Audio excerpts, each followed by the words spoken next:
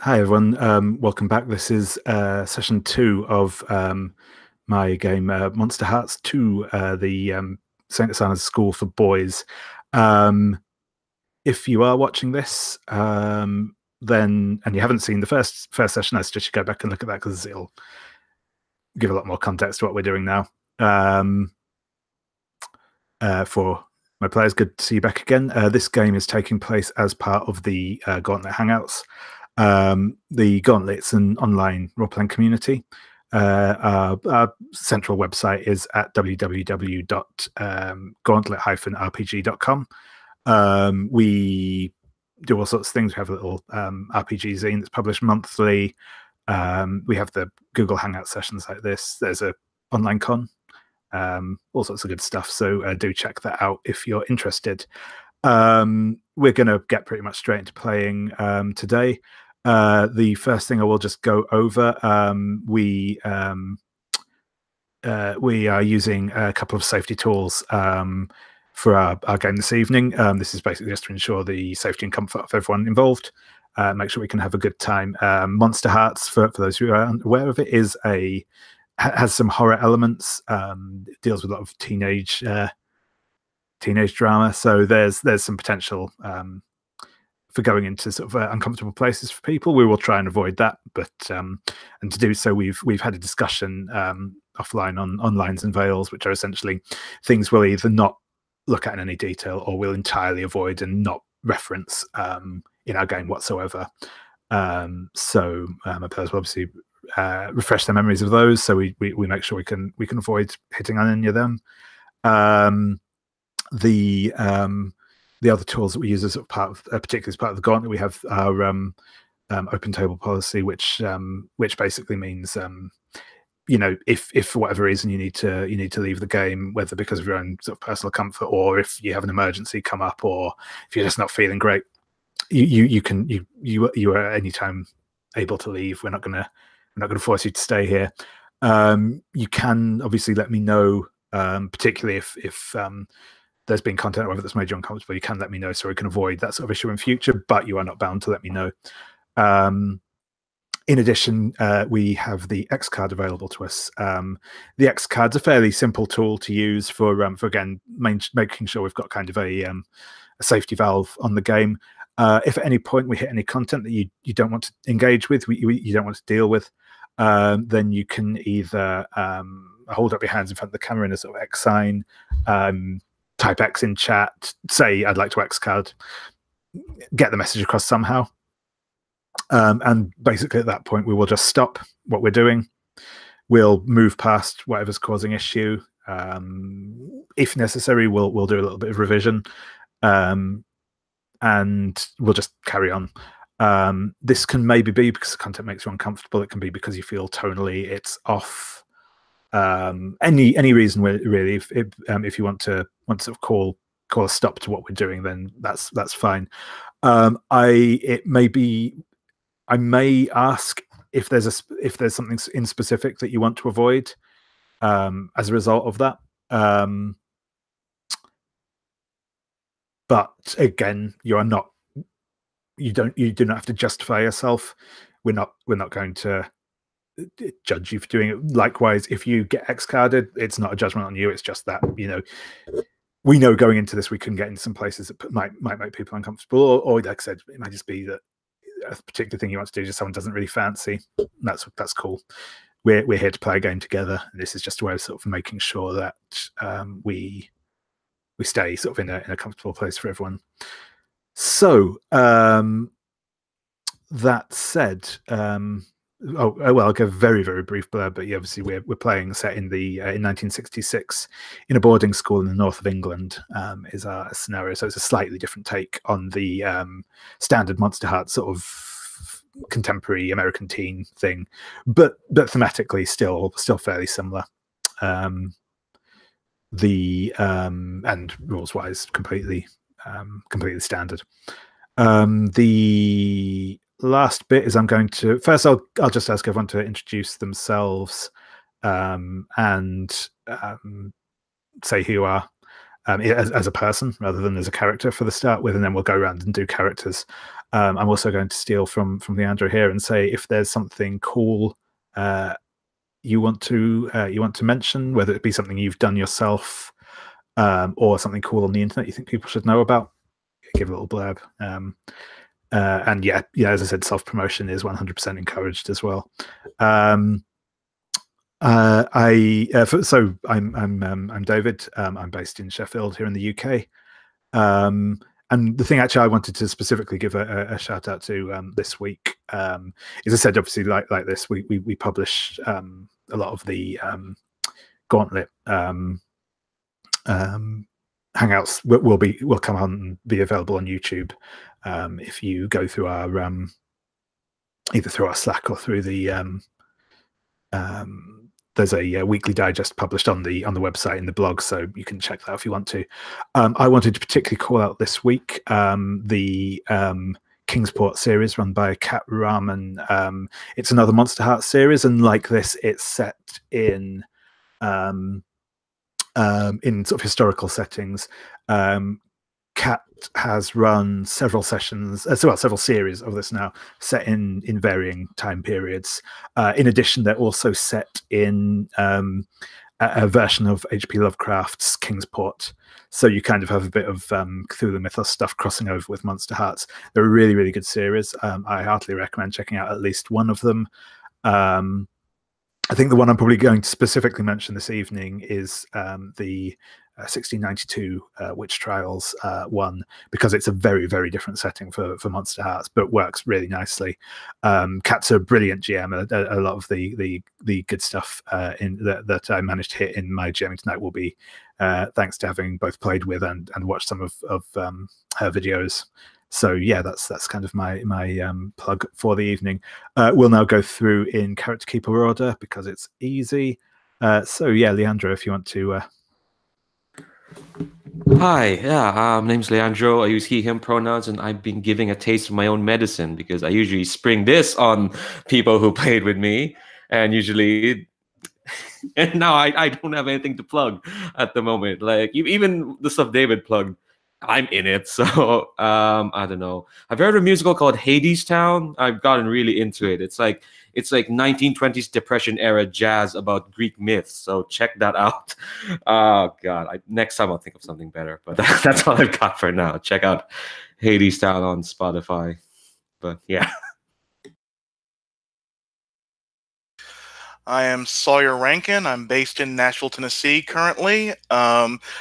I am the creator of Skin Deep from Monsterhearts 2, additional skins for the game, and hopefully by March I'll be releasing my second product from Monsterhearts 2 entitled The Reskins with 8 new skins for the game.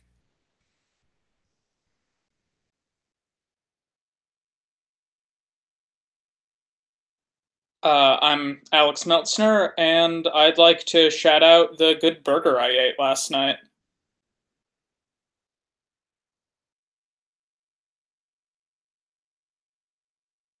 Hi, my name is Sławek. I don't really have anything to plug, but I'd like to congratulate the good people of the Gauntlet, as they have completely turned my gaming schedule around. So, thanks.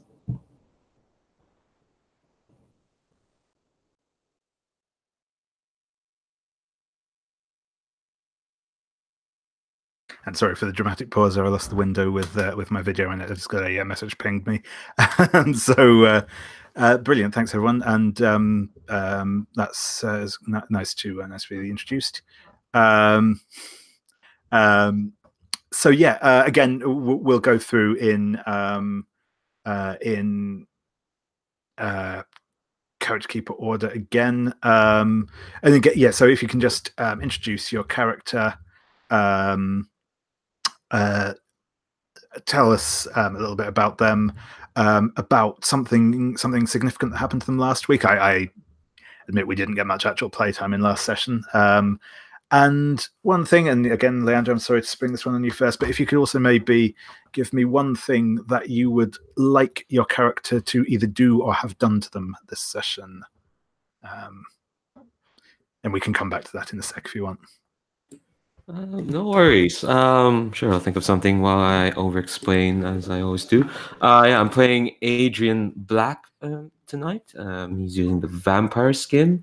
Compared to probably most vampires, he's not that long-lived. 100 years post turning. He's a bit of a rake, a bit of a scoundrel. Like he's one whose relationship with other humans is carefree at best.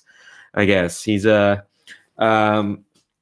what's the Green Day line? He's a user and an abuser, and he don't need no accuser. No, that's basically him. We're a couple of decades off Green Day, but that's kind of I'm thinking something he did last week. Well, he just very casually charmed and flirted with NPC of ours, poor Brian Burnley or Burnley Minimus or Baby Burnley.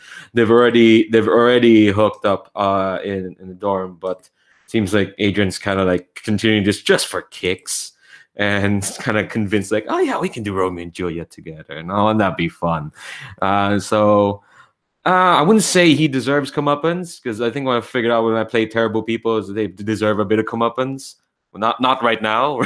Only in this second session, but I think no, I'm not sure. I do think but this is a very bare minimum one. I do want to interact with the other PCs. That's going to happen anyway. But other than that, yeah, just like throw people at me, or I'll go searching for them, and maybe they'll like that, maybe they won't. I am playing Lysander Owens, the nicest ghoul that ever was, and I can prove this because I was tempted into violence last session and threw some guy into another guy. I do know who these guys are, but I'm not going to care much about saying their names. I kind of hope to be given the Romeo part, even though Lysander would much rather prefer to play cricket and rugby and do parkour all around St. Osana's. But you can't always get what you want, even if the player gets what they want.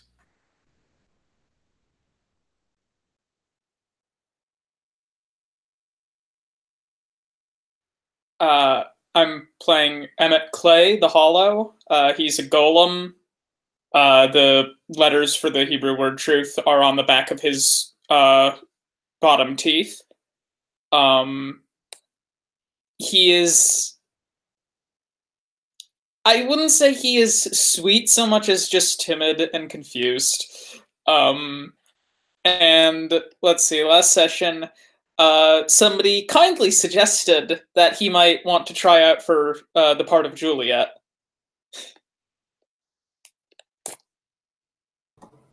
I think that someone might have been Callum, my character, and also he's the guy who got thrown around by Lysander, and he totally deserves it.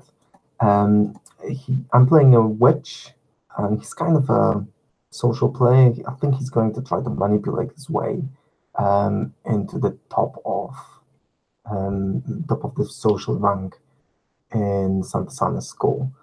And I think the last session he was just about to curse someone before we had to finish.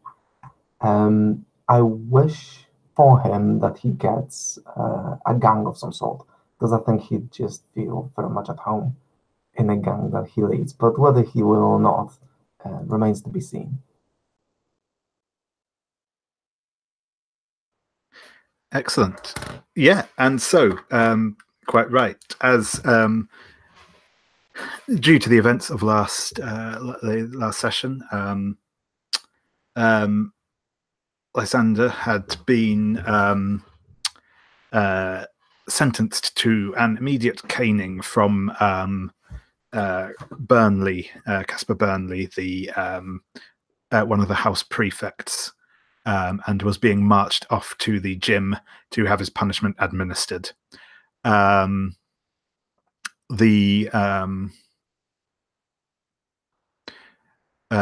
Meanwhile, Callum had snuck off in order to attempt to curse Burnley, and had in fact in a fit of irony, gone to the sort of prefect's common area in order to do this, because he knew it would be empty, given the pending punishment. So where we will pick it up is in the gym.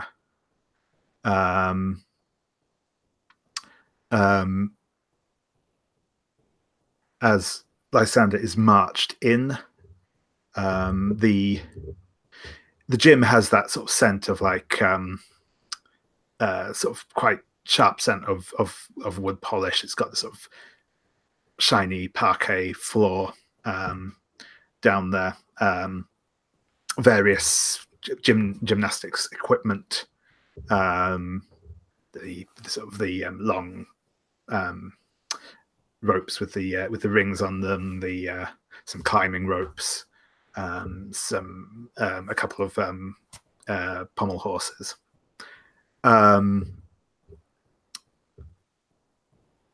Burnley is marching in behind you. He's probably not as big as Lysander, but he is quite tall, and he is still quite well built. He has a thin, flexible cane, which his knuckles are white as he's gripping onto it. He is clearly furious. Sauntering along behind him is the senior house prefect, whose name is Vincent Crane. He's maybe not the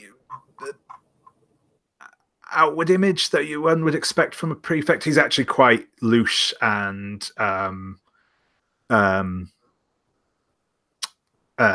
he comes from a sort of an aristocratic family. He has a lot of poise and charisma. He is very much just watching what's going on. He doesn't really seem especially interested by proceedings. Lysander, Burnley is going to glare at you and say,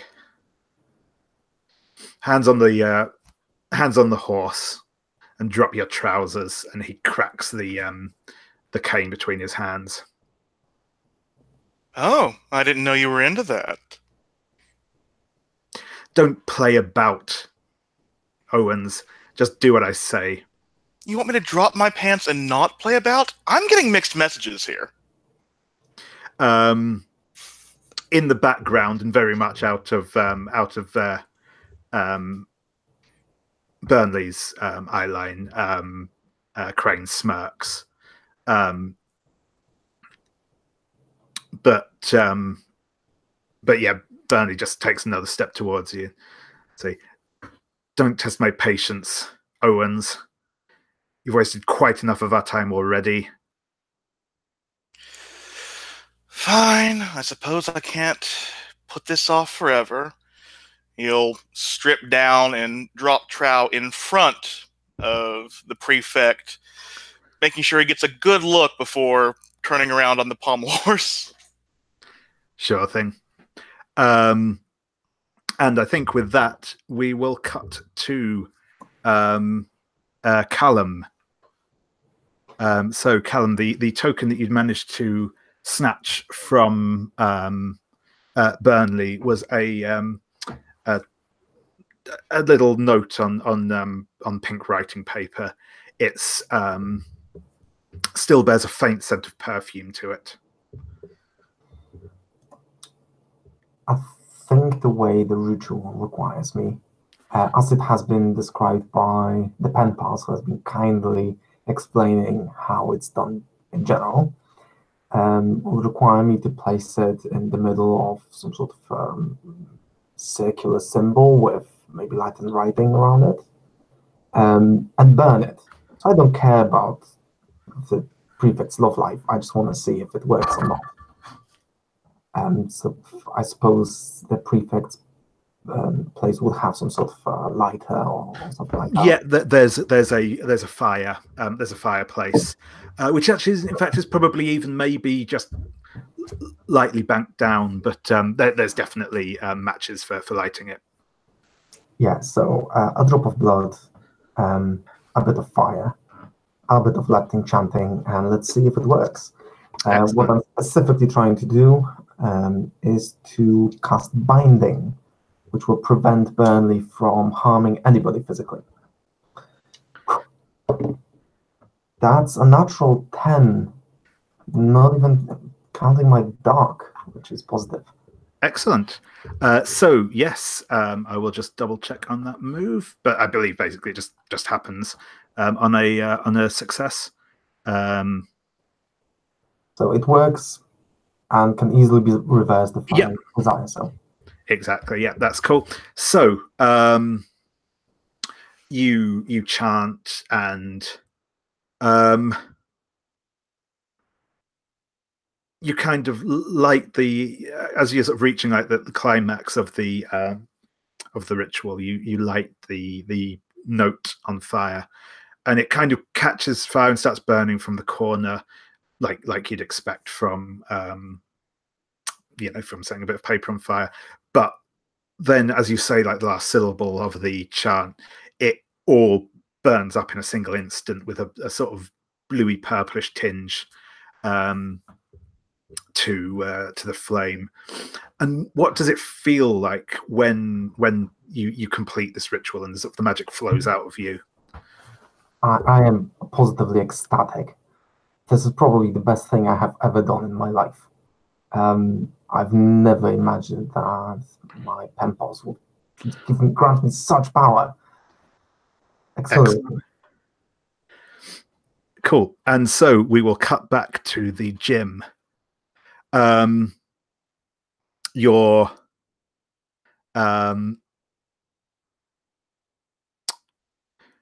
prostrate in the gym, and Burnley walks up behind you. Again, you can hear the cane flexing in his hand. He brings it up to for the first strike, and you're not quite sure what happens. You can hear movement behind you, but as you sort of glance back, you'll see that he's like kind of bringing his hand down, but then just stopping partway through. And he looks confused. He's kind of looking at his arm, looking back down to you, and you can kind of see like the vein throbbing in his temple. He sort of blinks a couple of times and goes again, but again he just can't bring the cane down on you. Yeah, I know. It's a very fine arse, isn't it, Burnley? Just can't bring yourself to hurt it, and I'll wiggle a bit. Shut the hell up, Owens. I will... God. And you can kind of see he's balled both of his hands into fists, and you can see him almost kind of straining against it.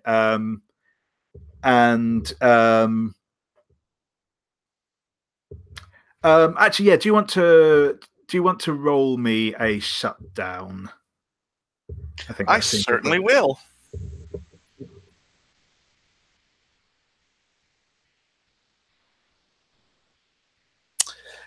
That is a 4, continuing my reign of failure. That's impressive. I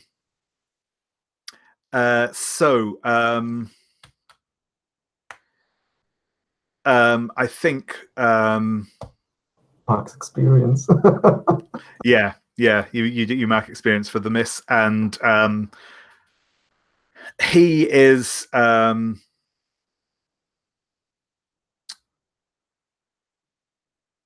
incredibly angry at this point. But like I said, he can't.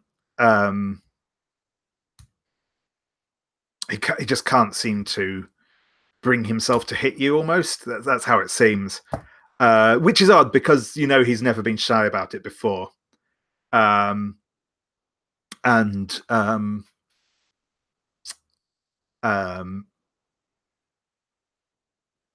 Crane is going to kind of he's just leaning up against the like one of the climbing scaffolds against the wall. He's actually smoking a cigarette, and he just takes it out of his mouth, drops it onto the floor, and grinds it under his heel, and says, "Dear gods, Burnley, must you fanny about so? I don't know what's got into you, but you're obviously no bloody help here. I'll deal with this one." But he kind of waves and says, "Just sod off and leave me to it. I don't need an audience." And as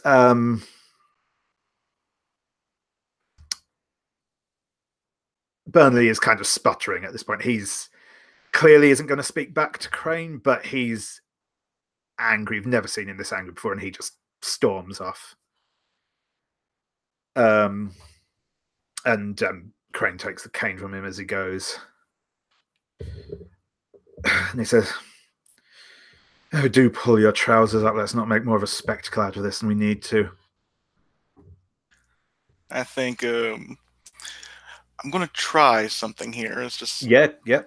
it's like, well, and I'm like slowly pulling them up, like letting him get a good look as I'm doing it. This isn't as much fun as you remember the jump. I think you were there. When I was just going up those walls, scrambling, and then I slipped. You know how fun it is to fall? It's like a roller coaster. Just this time the brakes broke me a bit. But it's all right. I'm here now, and I think I can imagine something much more fun that we can do that doesn't involve that kind of cane. And I want to trigger ending. Certainly. So, you've reminded him of your death, so you get to...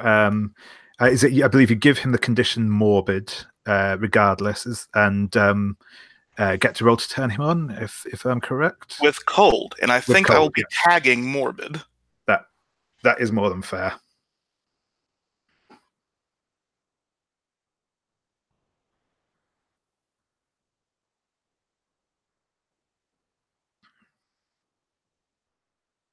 Welp, I got a 5 this time. The exact same number. Oh, God.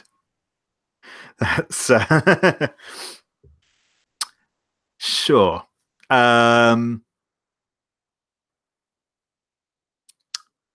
Okay. Well, I believe that's... Wait, no, I got a 6, and if this is counting as me going for my hunger for thrills, it would be a 7. Yeah, I think that is fair. Finally. I will give you a break on that one. So, yes, this means that he gets to...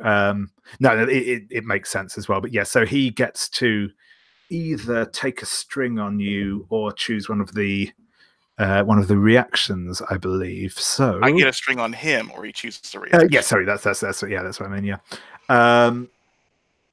So,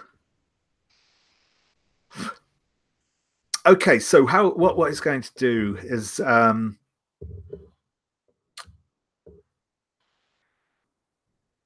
he's going to sort of lean in and say,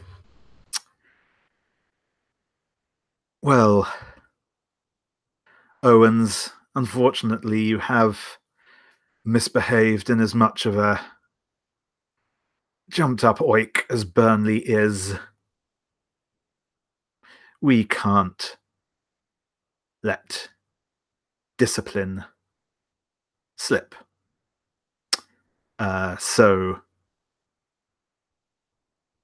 I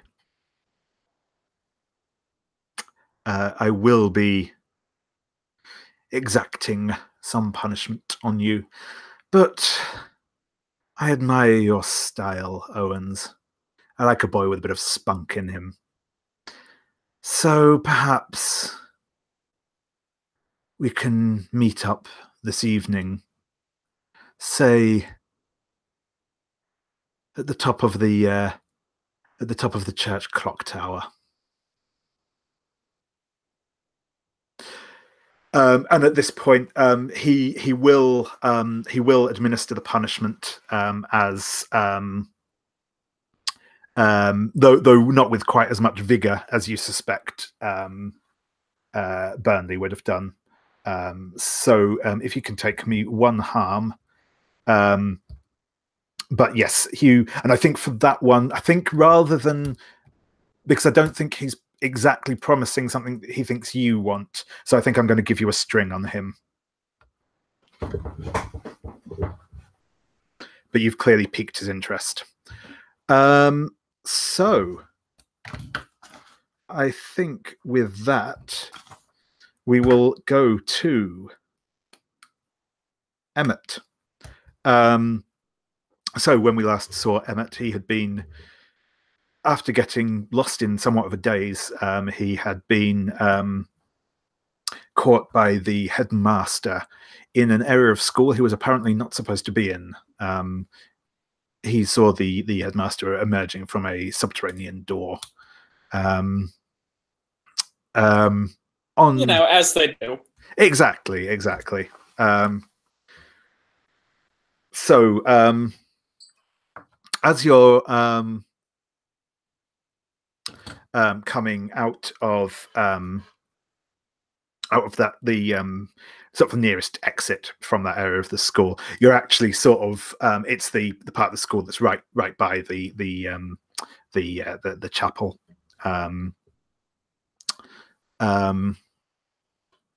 And as you're coming out, you see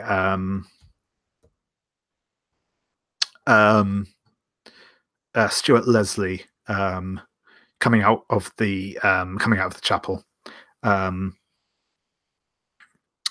coming from the chapel anyway. He will kind of wave as he's approaching. Oh, Clay, I didn't expect to see you here. I expected you being in class by now. Yeah, I got turned around. I see. Well, I suppose it was hardly like you'd be coming to chapel, would it? But well, and he glances back and says, "Well, I suppose we should get to class then. I'll see if I can keep you on the right path." Thanks. Yeah, I'll go with him.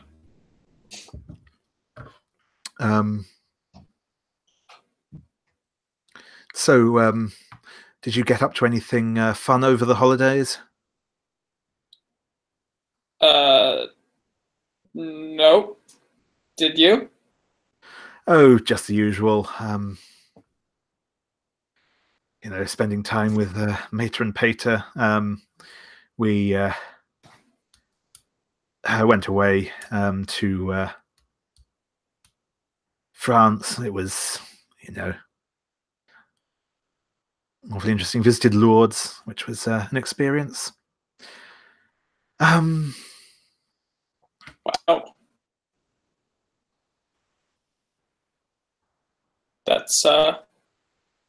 That's really cool. Yes, it's not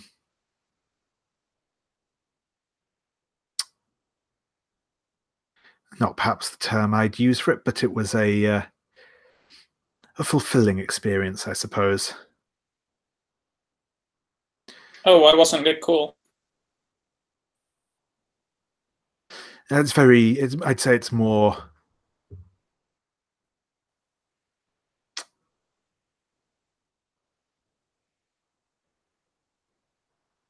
What's the word? Inspiring than cool. I feel like inspiring is a kind of cool. I suppose, but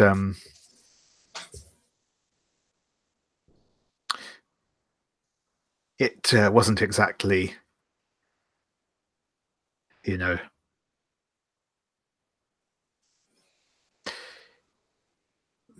beetles and all that sort of thing. A bit more subdued than that. Mm-hmm. I wouldn't expect to see the Beatles in France, so Quite. Just kind of laughs uncomfortably. Cool.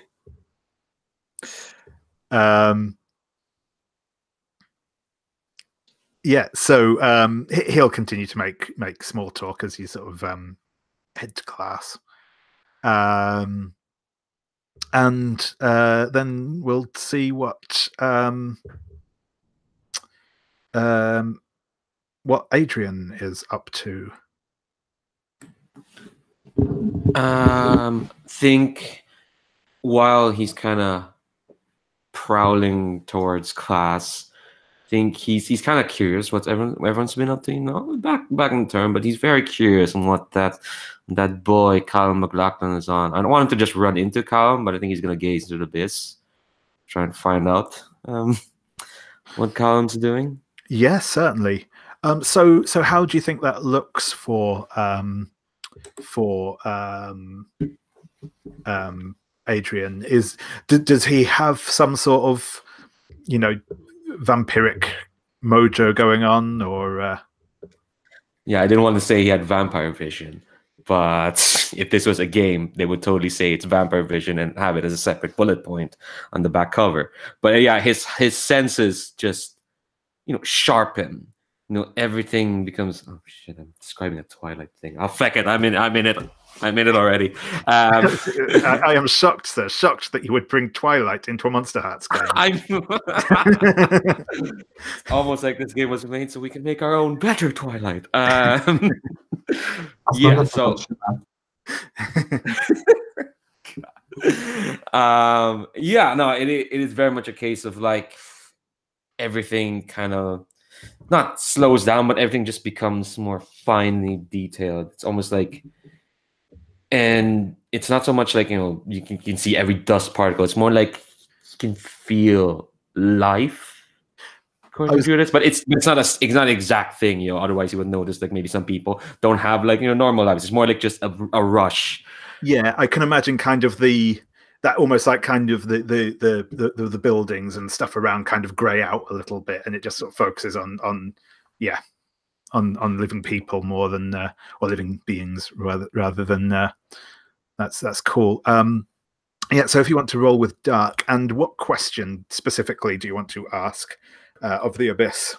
I want to know what I see. I'm looking for a specific word. Not illegal, but like what frowned upon act is Callum up to now? But thing is, I rolled a 4, so interesting. Oh dear. So,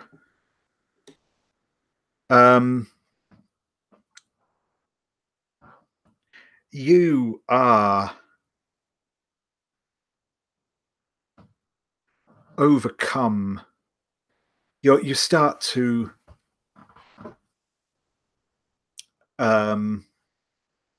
focus your senses, and you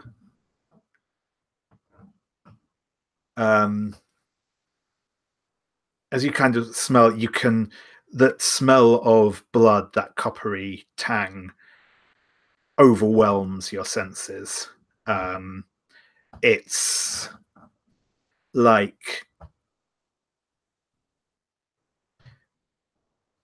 incredibly, it doesn't smell fresh, and it almost doesn't smell appetizing, but there is something that draws you, and you can't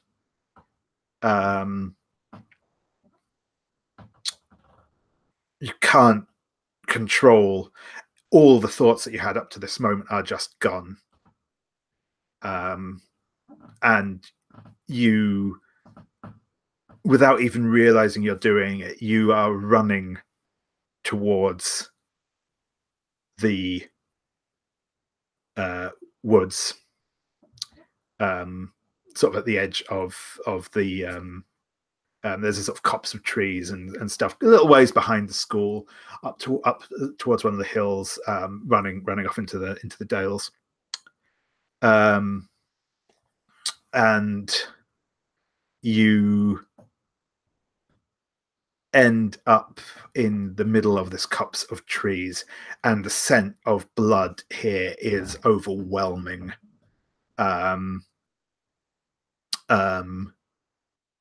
The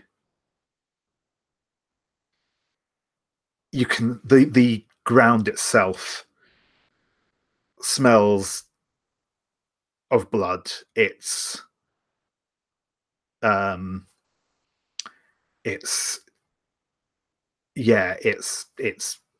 like nothing you've smelled before. And you will notice a patch of disturbed earth. It looks like, and as you look at it, this was clearly a moderately shallow grave. No, not incredibly shallow, perhaps, but it was certainly a shallow grave at one point. You can just tell that the size of it, the dimensions of it. This was clearly dug to hold a body, but there isn't a body inside it.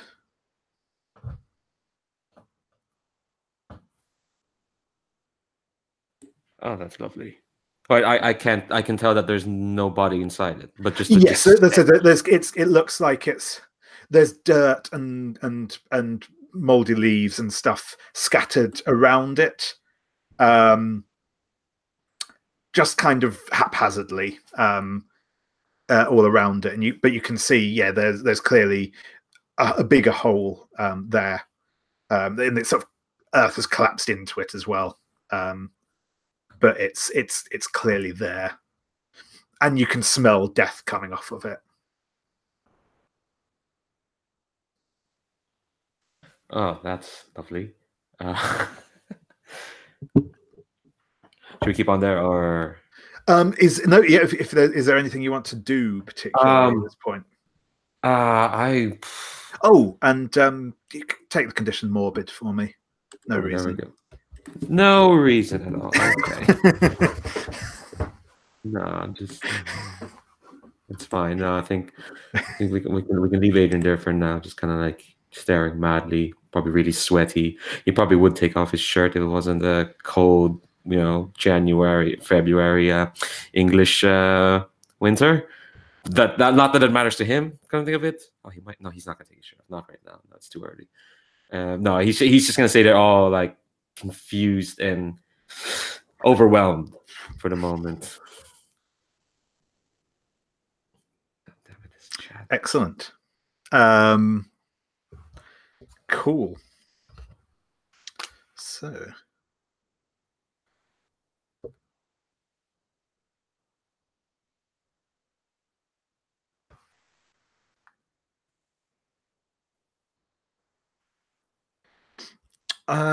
we'll go back to Callum. So I think I suppose it's open to everyone at this point. We'll sort of classes will take place unless there's a specific class anyone wants to see. We'll skip ahead a little bit. Does anyone have anything specific that they want to try and do in the intervening time?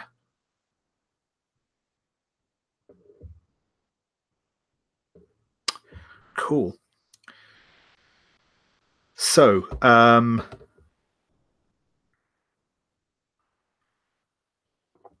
I think that we will see, looking at the time. So I think what I'm going to do We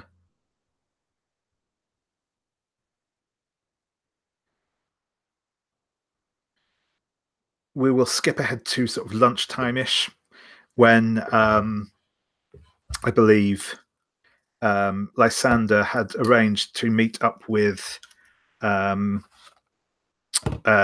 Yates to go to have a coaching session before the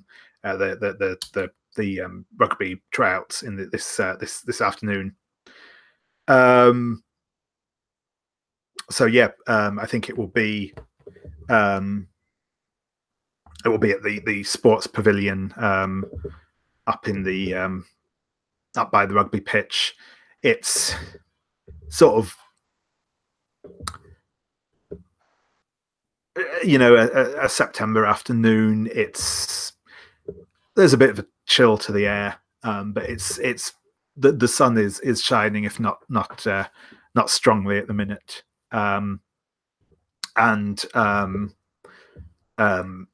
Yates will already be there in his games kit, waiting for Lysander.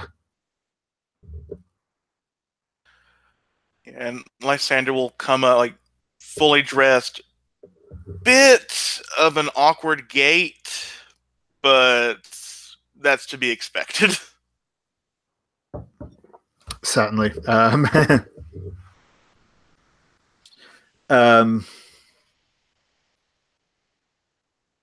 And I think he'll kind of look you up and down as you're approaching, and he'll just shake his head slightly.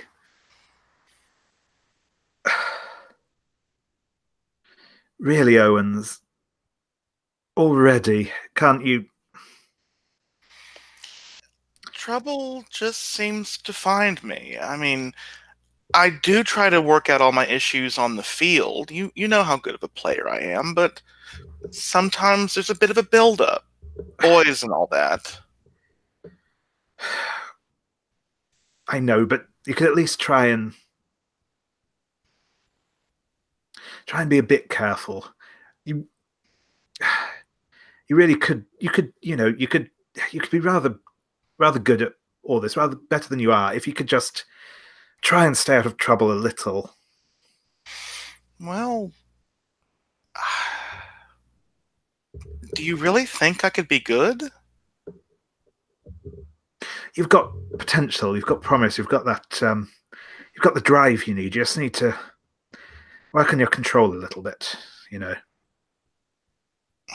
Try and keep your temper in check. It wouldn't have been so bad if it wasn't Callum. He's just so smug and smarmy and walking bell end. I must say, he does seem a little oily, but really, just try and... I'll try. I mean, you're helping me. I'll do my best. I promise. Good. We've got a good chance at the House Cup this year if you can try and keep match fit for the whole season. So do back up a little, old boy. I believe if I save my frustrations for the field, maybe it'll work out a lot better on the field. That sounds like a good idea. Anyway, that said, you should... Can you play today? I can. I've been hurt worse. Trust me.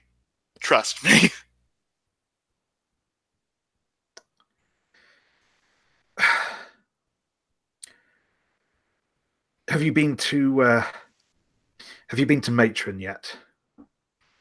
No, not at all. I was really excited to come here.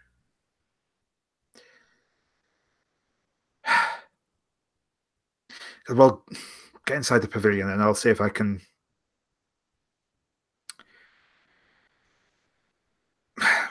I'll get some ointment and see if we can at least get you match fit before this afternoon. And I think there's just this mix of emotions on his face, and he does what he's told. Cool. Yeah. So yeah, he's going to sort of tend to your wounds, which will heal you that one harm. He will kind of get some ointment, some liniment, or whatever that's in sort of the first aid kit in the sports pavilion, and help clean you up. And it does feel better.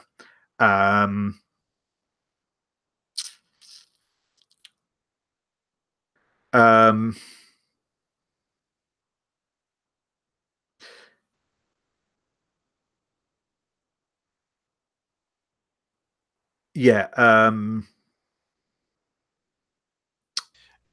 I'm fine cutting there if you want to. Yeah, I was going to say no. That's cool. Yeah, if there's nothing else you want to do, that's we'll call it there. And I think we've just hit the hour. So if people want to take a 5-minute break there, and then we'll come back and see what mischief people get into next. Yep, that will be much needed.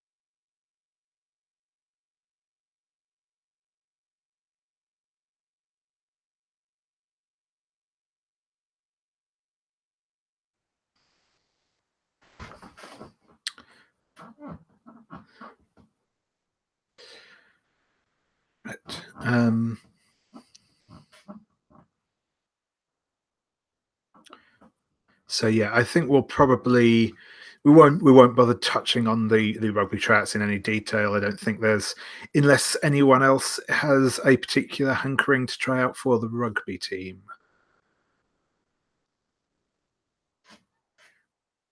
Sorry, can you repeat that last bit? I Yeah. was just closing the intermission song. Yeah, no worries. I was going to say, so I think I don't think we'll have we won't have we won't. I don't think we'll spend any time with Lysander trying out for the rugby team, because I think it's safe to say that he's a shoo-in. But if anyone else wants to get involved, then we can do that. If anyone thinks that they want to try out for the rugby team, then feel free. Otherwise,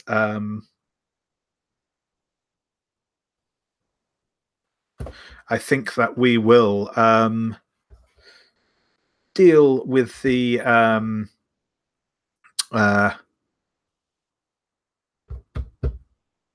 casting. That's the word I'm looking for. Auditioning for the house play.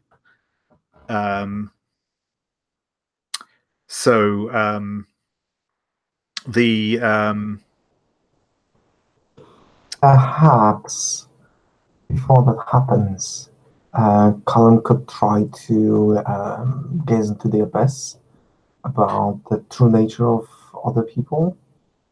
Certainly, yeah. If you want to, I'm thinking that's his angle to, be obsessed with finding out what other supernatural stuff is lurking around the world, I suppose. But starting with this goal. Sure thing. So yeah. How does this look? What are you doing to kind of tune in with the occult? I suppose I would first start with some sort of an easy target. So maybe Emmett, as is the least likely to protest.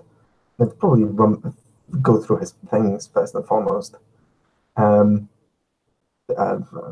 would I find anything? Is assuming that was successful. Would I find anything incriminating in your stuff? I'm not sure that you would, just because though I believe in the first session we did decide, like, you got 2 strings on me because you had figured out that my past was fabricated, or invented, and realized it's all lies. I think the incriminating thing would be like the lack of anything belying a past, essentially. No photos, no sentimental objects, nothing. All right, that sounds like a clear sign I need to go the occult way. So I'd probably just cross my legs, sit in a meditative pose on your bed, and try to inhale the essence of your being somehow, and to try to feel how it is to be you, and through those means divine what you could really be. Excellent.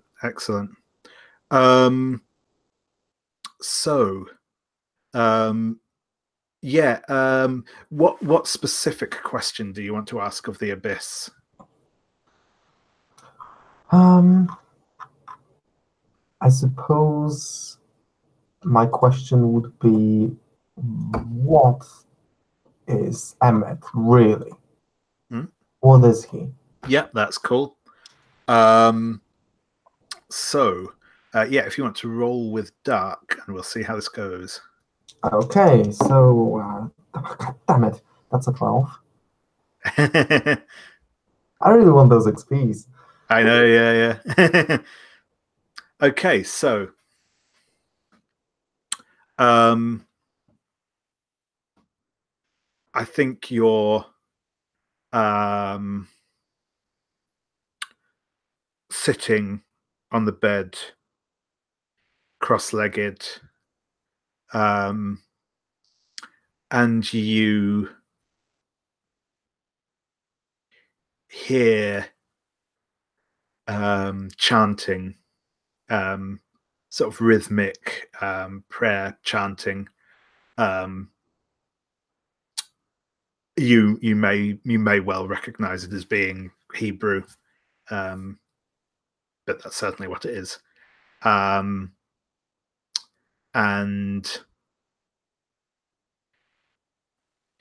you can smell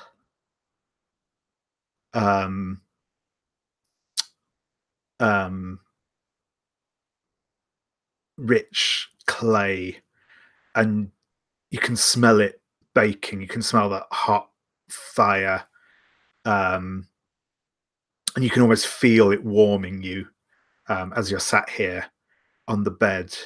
All right, am I smart enough to figure out that he's some sort of an artificial being? Yes. So you do get your answer. You will also get an image again of you don't recognize the characters. It's in Hebrew, but you understand that it says Emmett, and you're aware that this scroll with the characters on it, that is Emmett. That is him. That's who he is. All right.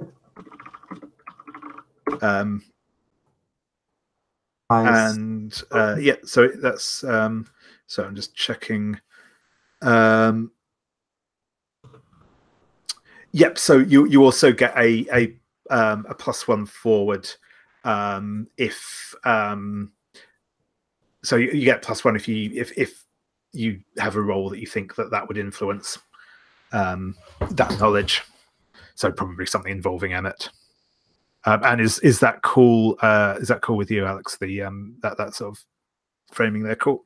Yeah.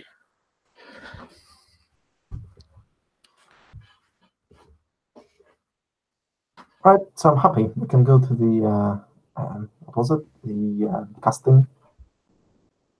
Yeah. So I think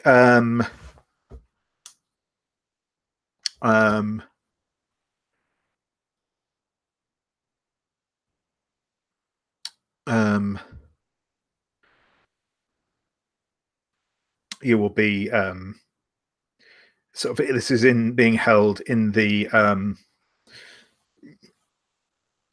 it's after dinner. You've eaten, tables have been cleared away, and it will actually be Ms. Haggerden turns up, the English master or English mistress. As I said, she's the only female teacher at school. She's not like particularly young.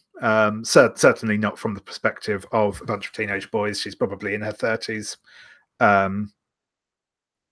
She's got vibrant red hair cut into a sort of quite a short, styled do. She is wearing the long black gown of a master, but she also has a brightly coloured and sequined scarf over the top of it, quite like one of those big scarves, almost like a half cape thing, or it's like a shawl. That's the word I'm looking for.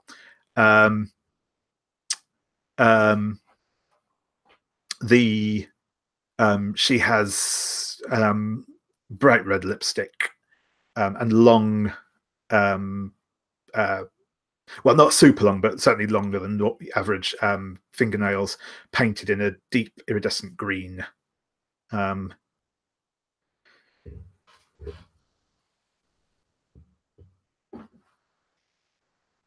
And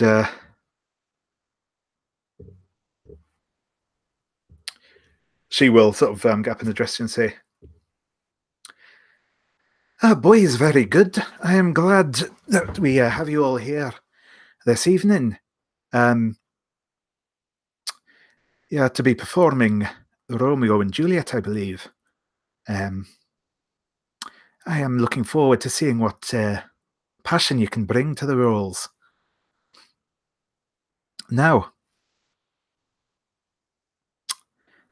I am sure, as always, there will be some objection from some of you towards playing the female roles in this play, but as those of you who have been paying attention in my classes know, in Shakespeare's day, it was very usual for all of the roles in his plays to be played by gentlemen.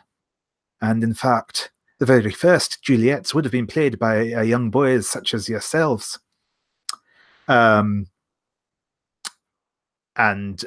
she will sort of start, you know, to kind of call people out to read sections, and you know, put forward their preferences for what parts they want to play if they want to play a role. So I'm just thinking how best to handle this, but yeah. So I'll go back. Obviously, I know that earlier. Well, even if Lysander isn't, I know that that Sawyer expressed an interest in Lysander being cast as Romeo, so that's one thing we'll bear in mind. Emmett,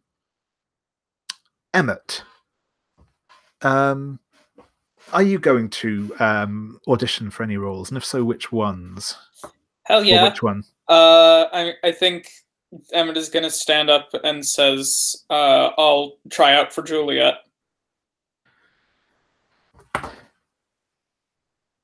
Very good, young Mr. Clay. Let us see how you perform.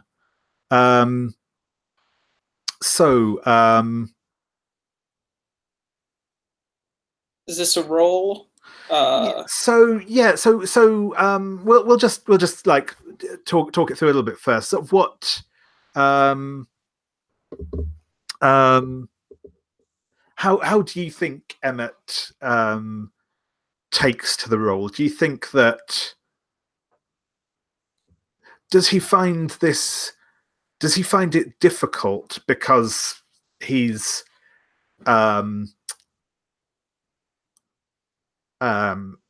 he doesn't have kind of the context for it, or do you think he finds it easier because he's playing a scripted role is easier for him in some ways? Probably a mix of both. I think really he's just kind of thinking, well, they called me a tart, so that's what I'll be.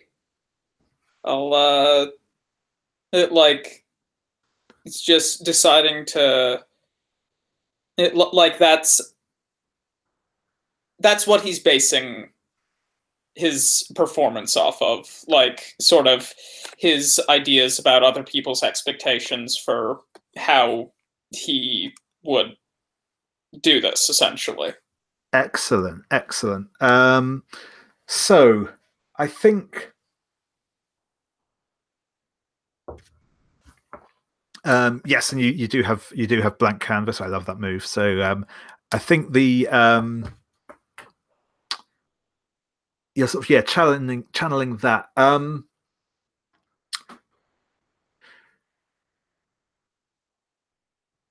I think what I'm going to call for, I suppose it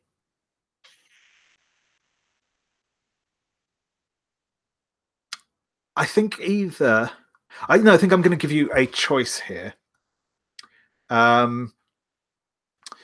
Either you can just make a keep your cool roll, and we'll find out what you're afraid will happen with you playing this role, or auditioning for this role, Or if you want, I think because of the circumstances that you got it in, I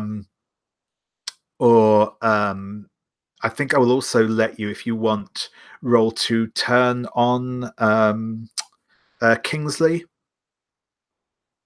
That was what I was going to suggest. I think this is a turn someone on. Yeah. Or, I mean, I think you could also theoretically argue that, it's, as an audition, like, you're turning someone on, not necessarily, like, erotically, but, like, turning someone on with some amount of charisma and, like, oh, this is the one. So I think it could be interpreted through that lens as well. I definitely think so. Yeah, I definitely think so. Yeah. So yeah, and I'll use blank canvas to cross off the conditioned tart and add 1 to my roll, which is good because my hot is not good. Excellent. That's a 4. Of course it is. Of course it is, because why would anyone succeed in this game? Cool. So yeah.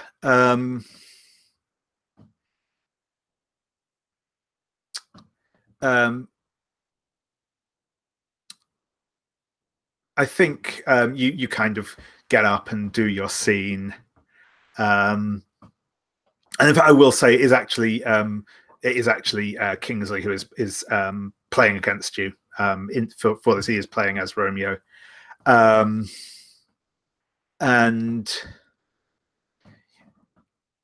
you kind of get to the end of it and look around, and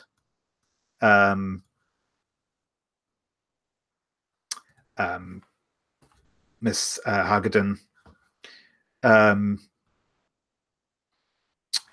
she kind of purses her fingers together, her fingernails showing. She sort of nods and says, "Well, thank you, Mr. Clay. That was very brave of you. I am sure your willingness to your willingness to show to expose yourself like that is certainly very admirable, and I'm sure we will find a perfectly adequate role for you." And I think, what condition shall we give you? I think let's call it unconvincing. Huh.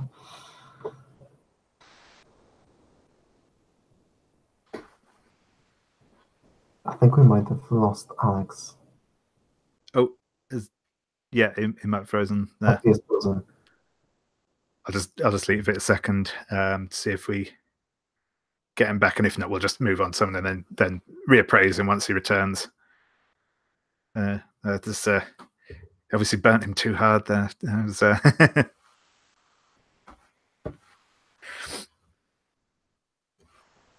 just put it on his play sheet and.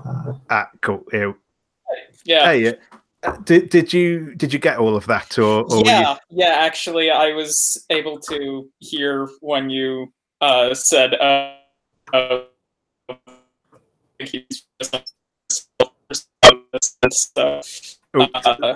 sorry, you're breaking up a little bit again there, but it's damn it.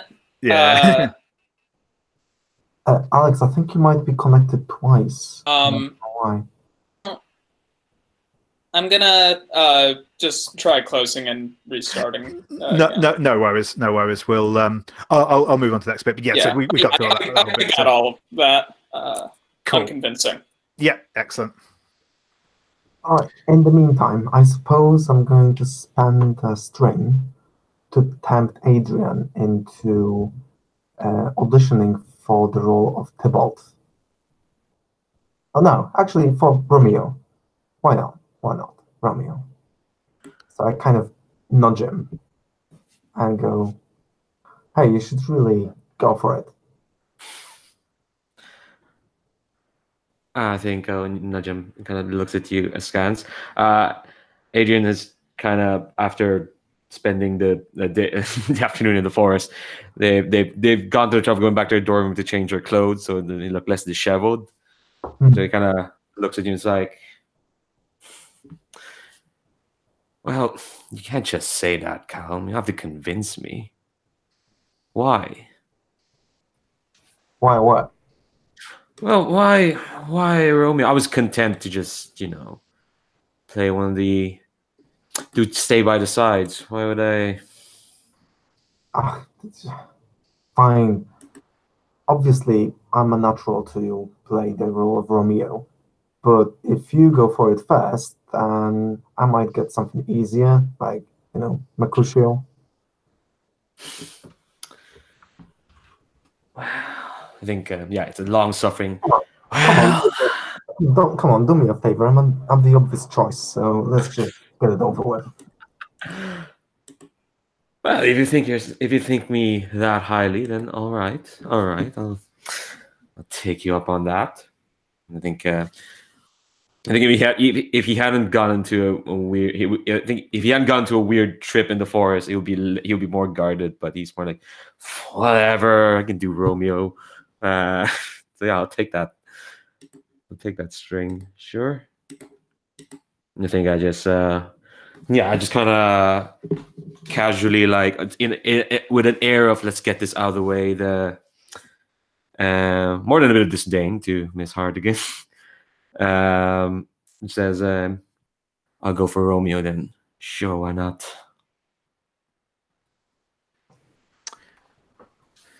Well, And I get up as well and say, I want to audition for Romeo as well. well, you will both get your turns, of course. She will nod.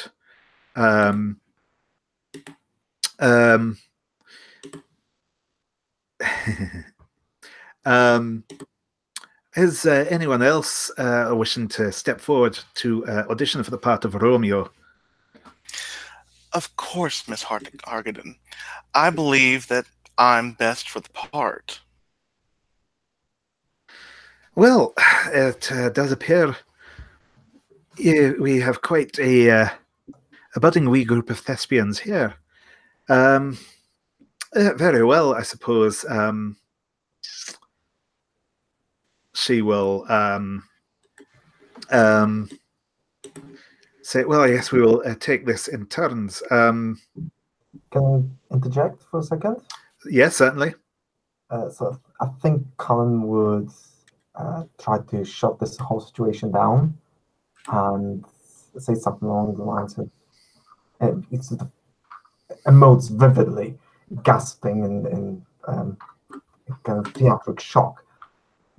You? Miss Hagen, this must be a joke. How can you even consider this jock for the role of Romeo? I'm willing to step down. I'll be satisfied with Mercutio as long as you exclude this piece of meat from the contest. Just, come on, look at him. Excellent. So, if you want to roll to shut down Lysander, as that's with cold.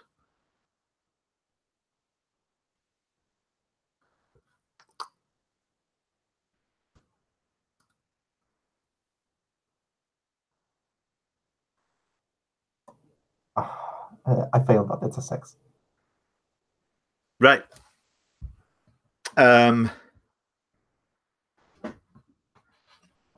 She will turn to you and why, Mr. McLaughlin, I am surprised at you. I expect my boys to conduct themselves with a little bit more discretion than to speak so frankly. If the young lad wishes to audition for the part of Romeo, then I will most happily hear him out. And I may consider you for Mercutio if no better alternatives present themselves. And I think that you can take the condition uncouth there. Isn't that basically the same as troublemaker, which I have already since the last time? No, I think it's different enough. I think this is more to do with you being, not knowing your place rather than specifically causing troubles. So no, I think that's cool. And I think she's saying, so well,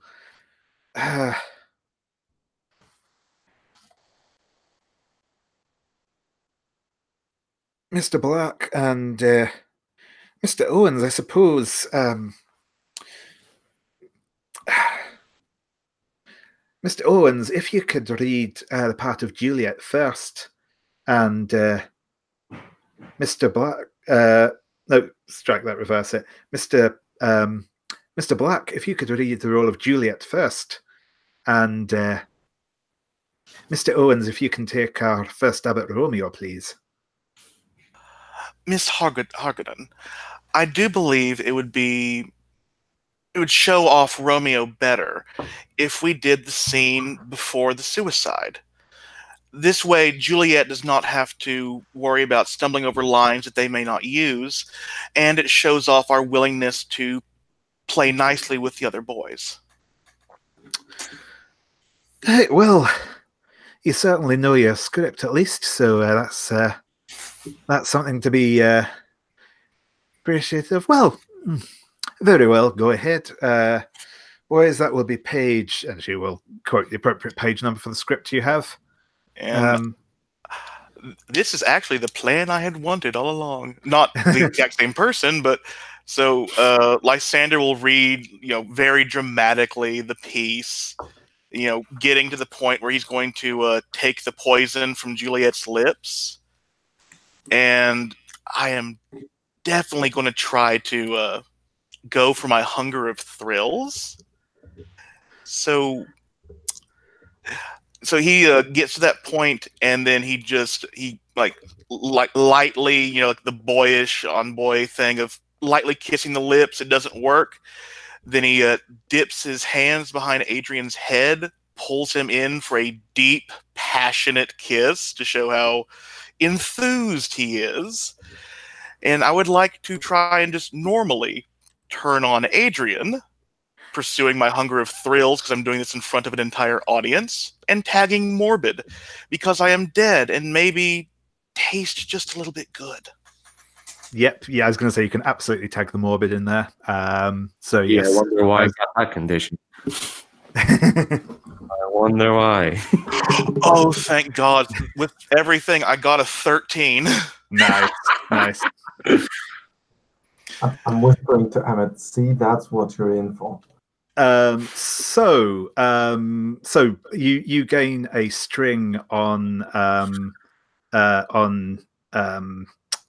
Adrian, and Adrian, if you want to choose one from the list. I think when the kiss breaks, I think I kind of lean forward and say, "Well, this is thy sheet indeed." And I don't know how it'll. Hold on, let me recheck. I just looked at it.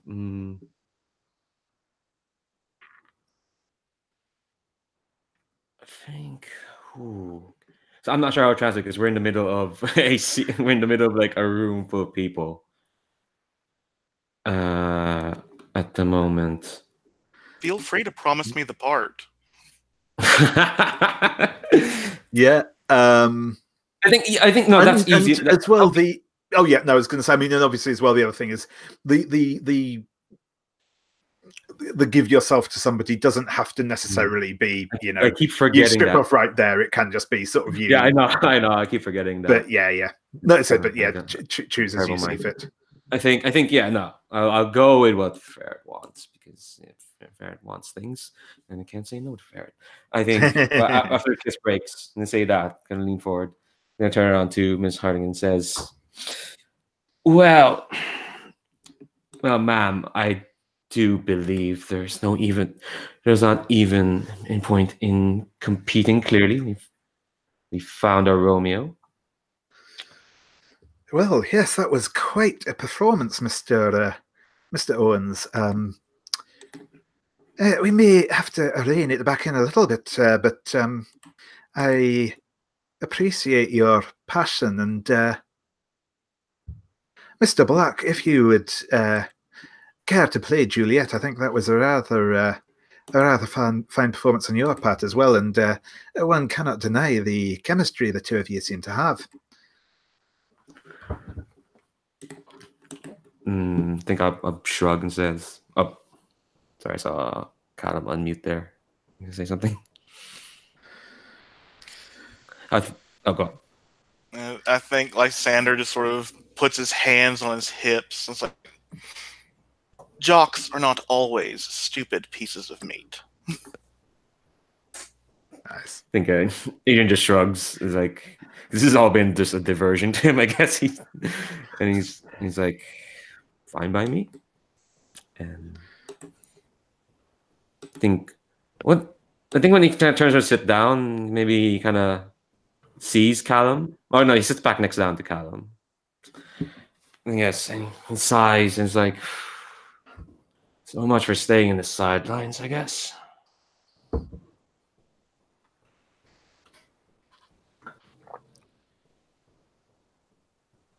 I'm sulking. I'm just angry that my evil plan has just not worked due to poor casting choices.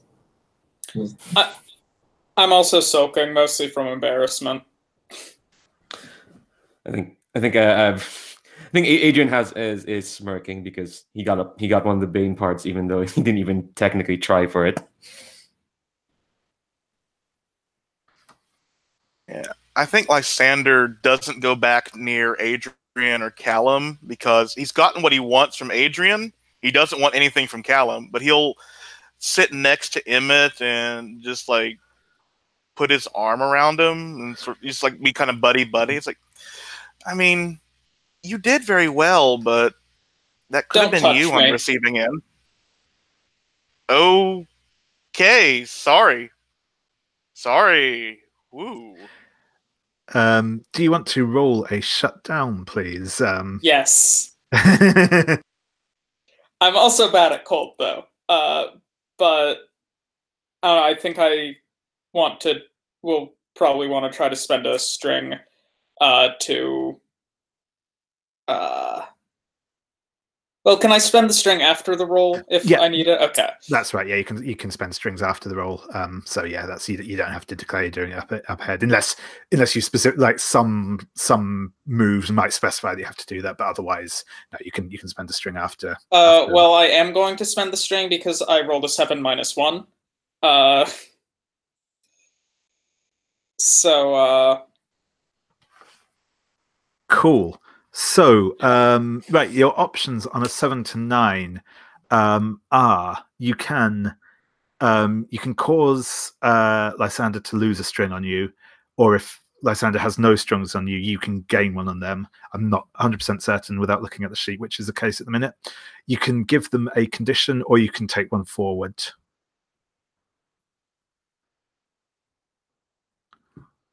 So the take one forward is basically just a +1 to the next thing you roll. I'm going to give him the condition rejected. Sure thing. And in return, Lysander, you get to give Emmett a condition as well, as they only rolled a 7 to 9 result. Seeing as I have been indulging in English witticisms, Emmett's a wanker. Fair.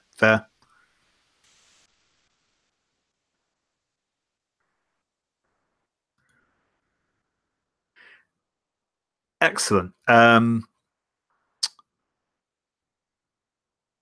Cool. So, Callum, was there anything anything that you wanted to do with the rest of the scene, or are we happy to call it here?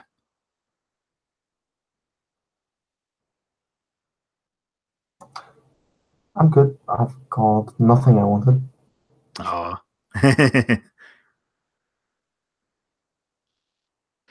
Cool. So with that, we'll bring this scene to an end. The rest of the parts will be cast for the two of the other two of you, for Emmett and Callum. Feel free to say what role you have if you want to, but no pressure to do so. How relevant it will actually be is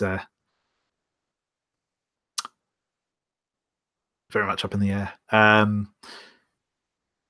this point, as a player, I don't care, so it can be whatever. Yep, sure thing. Cool. So I know we have a couple of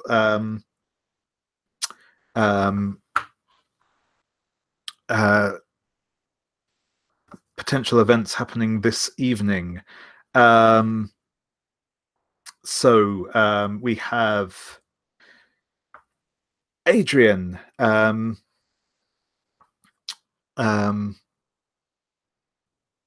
Brian Burnley had requested your presence this evening in the rec room.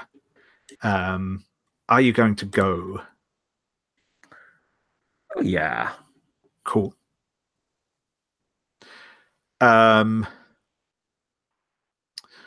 So yeah, this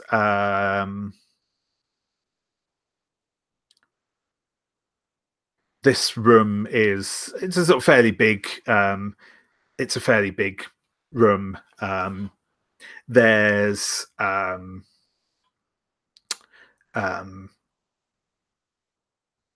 when you get in there, it's dark. It's sort of off limits. It's later in the evening, and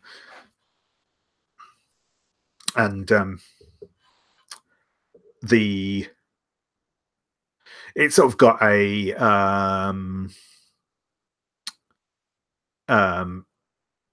like a little pool table in there, maybe like a ping pong table as well. Some old battered chairs and tables and stuff around. It's essentially sort of the place where you hang out. You can hang out sort of in your downtime at school. And yeah, I'm going to ask each of you to describe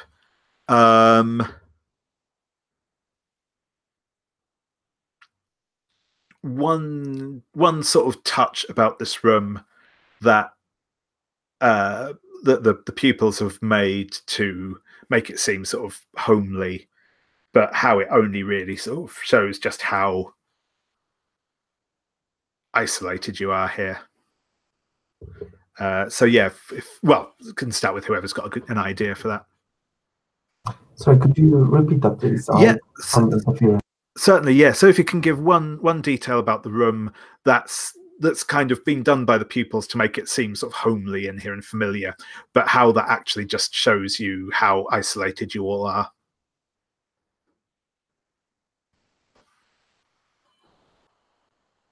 I think there are pictures of other places in Britain, but it just really reminds us that we can't go anywhere for a long time.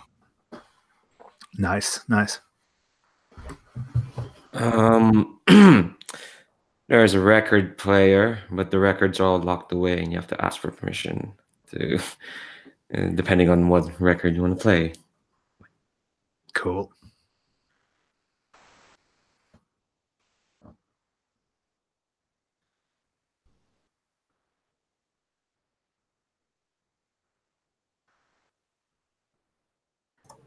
I suppose it's been designed by an adult, and it shows because it's trying to be kind of posh and harmonious. Whereas if we were in charge, it would just be a mess that we love. Cool. I'm blanking right now. I got nothing. Yeah, no worries. Excellent.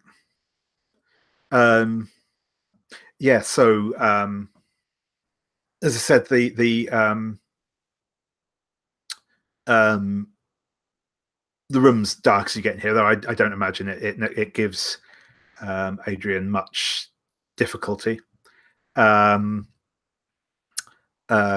can sense that Brian is already here, and as you come in, and as you're kind of a bit of light spills in from the hallway outside with you, it's as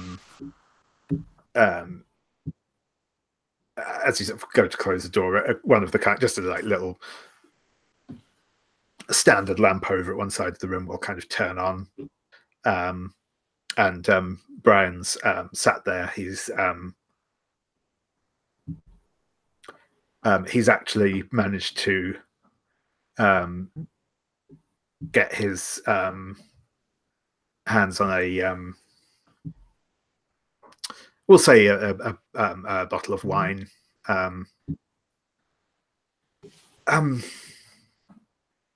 Oh, this is awfully romantic. Quite gothic of you. Well, I just thought, might as well make the most of getting out of all of that for a while, And here I thought I was being lured into here to do a bit of theater practice. It's kind of like I slowly saunter my way towards him. Well, you know how it is. I thought, I'm happy to go. Congratulations, by the way, on getting the part. I know it wasn't necessarily the one you wanted, but I'm sure you'll be, I'm sure you'll be really good. Oh, me too. I'm sure of that. But thanks anyway, Brian. I kind of come closer to him. I kind of take the wine bottle out of his hand and think, let's say, I guess it's good any time to catch up. Not been busy over the holidays, have you, Brian? Nothing in particular. Went away for a bit, but of course my ended up with my cousin again because I couldn't even get away from him over the holidays. Well, it's a pity. Pity indeed. Sad you're saddled with a boor like Casper Burnley. And I'm sauntering away, just kind of waving the wine bottle. Yeah, he'll sort of follow you and say, so what about you? Do you do anything exciting? Well, wouldn't call it exciting. It's more of it's more like, it is a convalescence, big long sleep. Yeah, you'd be bored of that, Brian. No, I'm not interested. And I turn around just as he's following me, and it's like, no, not that terribly interesting. Everything I do just kind of happens. You, though, Brian, you have to struggle to get what you want, and that's a bit of a shame, don't you think? Well, I suppose it's all supposed to be character building or whatever, but yeah. I mean, I don't have to put up with it for much longer, do I? Only another couple of years, and then be out of this place. Well, you'd be surprised, Brian. A couple years can feel like eternity, and kind of lean closer. And it's like, are gonna have to do what everyone else wants you to do, Brian. You're gonna have to stand up for yourself. You don't want to be called Baby Burnley for even just a few more years, do you? No, I don't. But It burns you, doesn't it? Just hurts you to be put down like that. For what? For something out of your control. I mean, it wouldn't be so bad if Casper wasn't just such a bloody ass about it all. You know, he's just he's unbearable. He really is. Well, then maybe, well, and I suppose when Casper takes his unbearableness on other people, they take it out on you, right? Yeah, more or less. I think I kind of point the wine bottle towards him and is like, well, then maybe you just need to be as unbearable as him. You need to be strong, Brian. That's really it. You need to lift yourself up. No one else is going to do it for you. I mean, I'd love to, but I'm just me.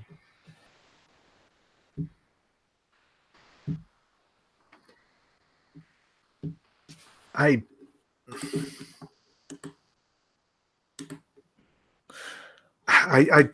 want to try and, you know,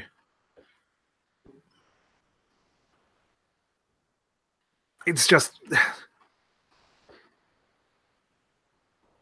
such a pointless thing for people to get on me about. I don't even know what to do to stop them.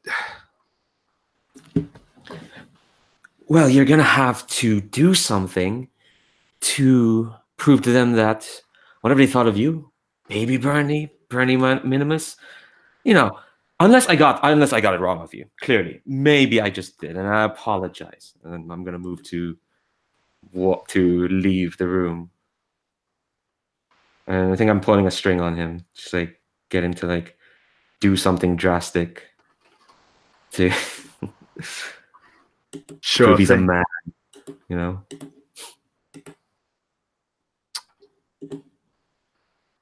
Yeah. So, and if this is okay, I think he's going to sort of start after you, and grab you by the wrist and sort of spin you around.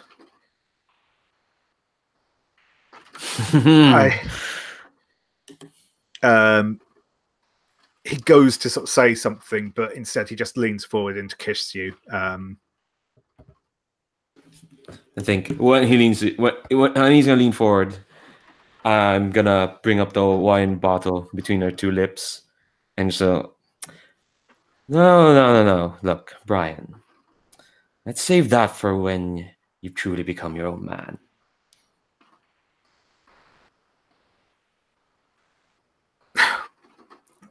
Okay, I just thought maybe that's what you wanted, but well, what I want, Brian, is for you to become better. You know, that's all I want. Fine, I'll show you. I'll prove I can stand up for myself. I just, and he's going to blush that. I just, you know, I missed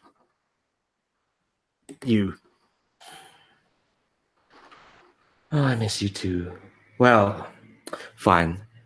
Just so that the night is not wasted, I think I'm gonna kind of uncork the bottle. It's like, let me leave you something to remember me by. Yes, I will totally feed on him. Sure thing. It's like, just, you know, light, well, not light. No, it's not light touch in the slightest. So, let's talk this through. Yeah. Yeah. So I think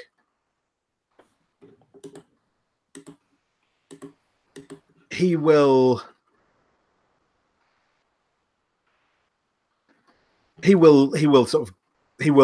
give himself to you. He will allow. Well, he probably isn't quite aware of what exactly is going on.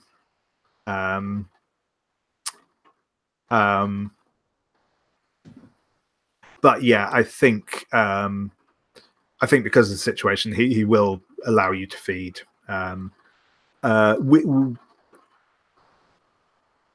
will presume this is the first time you have fed on him.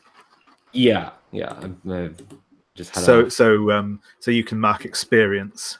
I'll say I'm good. I'll take a +1 forward, and they definitely don't die. Excellent. So yeah, I think you feed on him, and so how does being fed on feel like, and how does it feel for you? I think. Hold on. I need to check some stuff just in case. I think. For me, it's. I wouldn't say it's a complete joy, because I think part of it is, it's a diet. It's part of the diet. It's like it's a necessary, and I could go for a long while, but it's always nice. But I think for them, it's just the act of it is a bit of a high, but they'll always feel drained afterwards. But it's a kind of sensation that they can't easily replicate for those being fed on. Cool. Yeah, that sounds good. That's cool. You will be able to feed on him. It goes over that hitch. He probably kind of drops to his knees afterwards and looks a bit woozy, but he's going to be fine. Poured him a glass of wine and trust it to his hands, for comfort. Yeah, he will kind of drink it quite greedily, and he will just sort of kind of smile bashfully up and say, thank you. No, thank you, Brian. Thank you very much. You're an amusing boy, and I wish only the best of you. Nice. And I think that we'll probably end the scene there, unless there's anything else you wanted to do with it. I will say, because you fed on him, that won't count as you denying him sexually, because vampire feeding. It's but it also doesn't count as triggering your sex move, so you don't lose triggers on him either.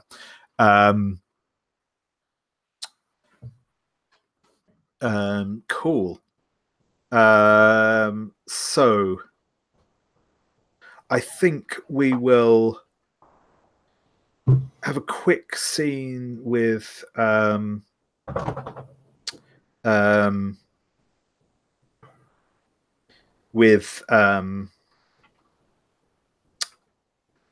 Lysander and Crane, assuming that you're going to the rendezvous, and then we'll have a break.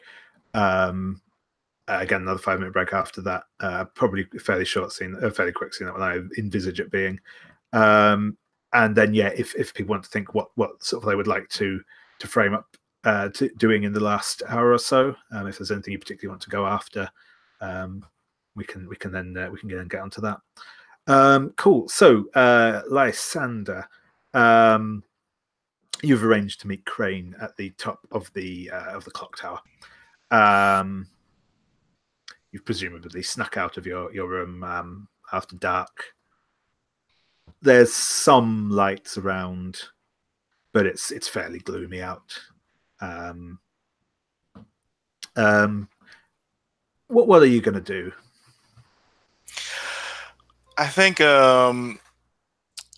Lysander, this is thrilling to him in many ways, just because he's getting to sneak out. I think he's doing unnecessary parkour just well, unlike other people.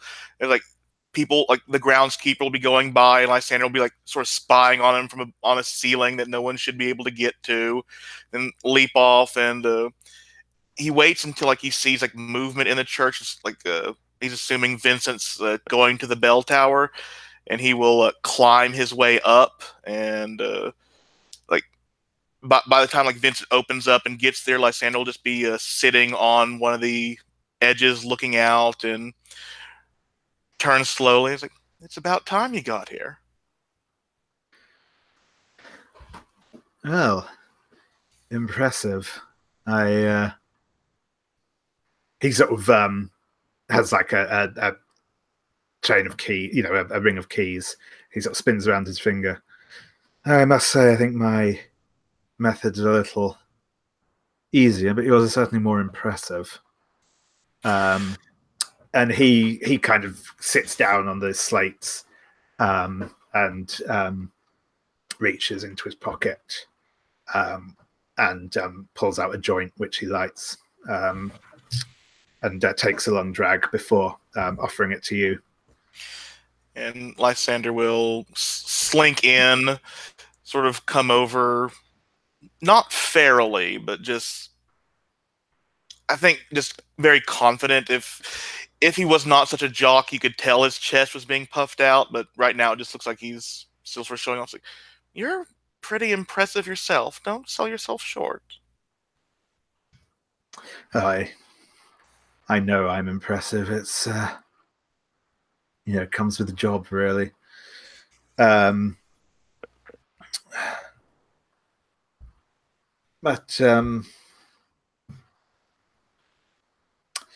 no, it's can't wait to be shot of this place, really. But I may as well get what fun I can out of it while I'm still here. Yeah. Lysander will exhale, hand it back, and like, your position has many perks. I'll show you a position of mine that'll give you quite the perk tonight. Well, you're a forward little one, aren't you? Well, you've already seen what I have to offer. I'm excited to see what you have to offer. Very well. He'll take another drag. Sorry, go ahead. I'm fine to fade to black with that, him taking a drag and us. Certainly. I think you will probably have to spend your string on him, but that's yeah. That's he will with that he will go along with it, and you may trigger your sex move. And the hunger I'm going to take, since I am doing this with the prefect, is the hunger for power. Nice.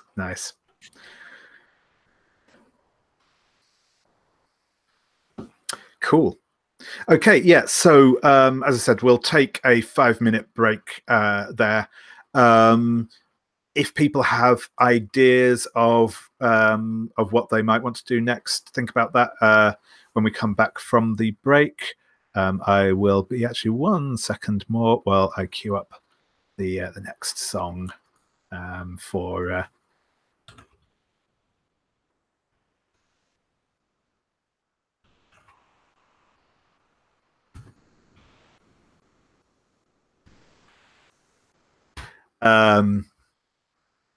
So if there's anything you think you want to do, particularly Swavek,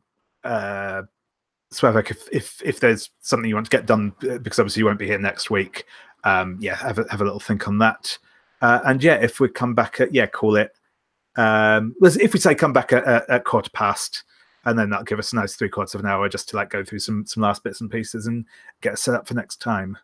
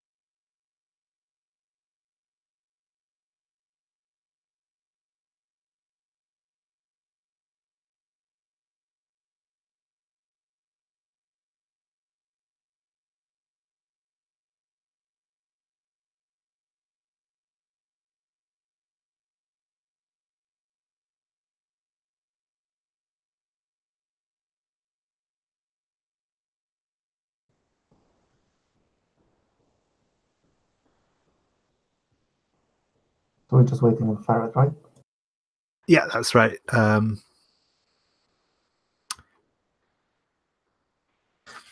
So yeah, Swavek, was there anything in particular you wanted to try and get done in this last section?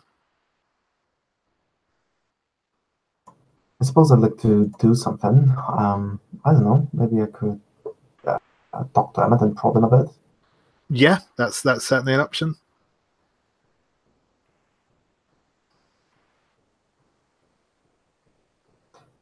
Yeah, so I suppose, yeah, go. Sorry, I was just going to say these intermission songs choices are impeccable, by the way. Thank you.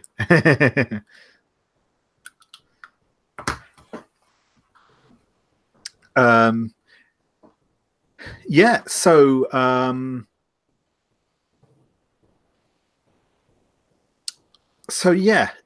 I think when would be a good I suppose I'd just leave him a note and saying something like see me after class or something like that.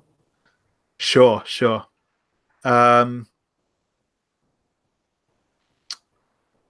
In fact, do we maybe want to have you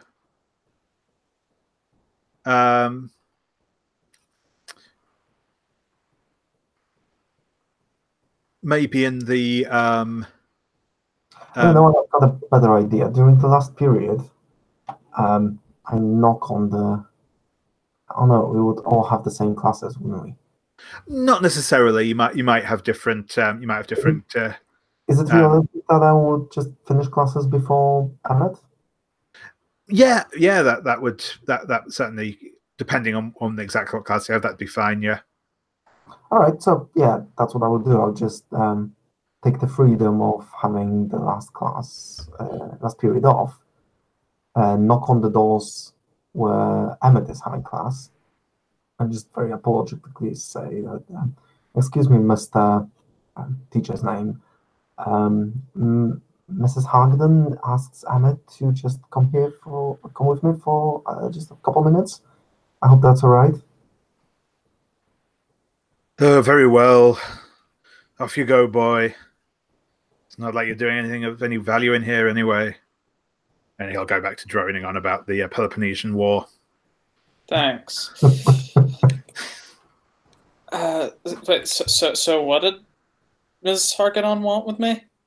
Oh, there's no Mr. In Hagden. trouble? I just wanted to talk to you. What?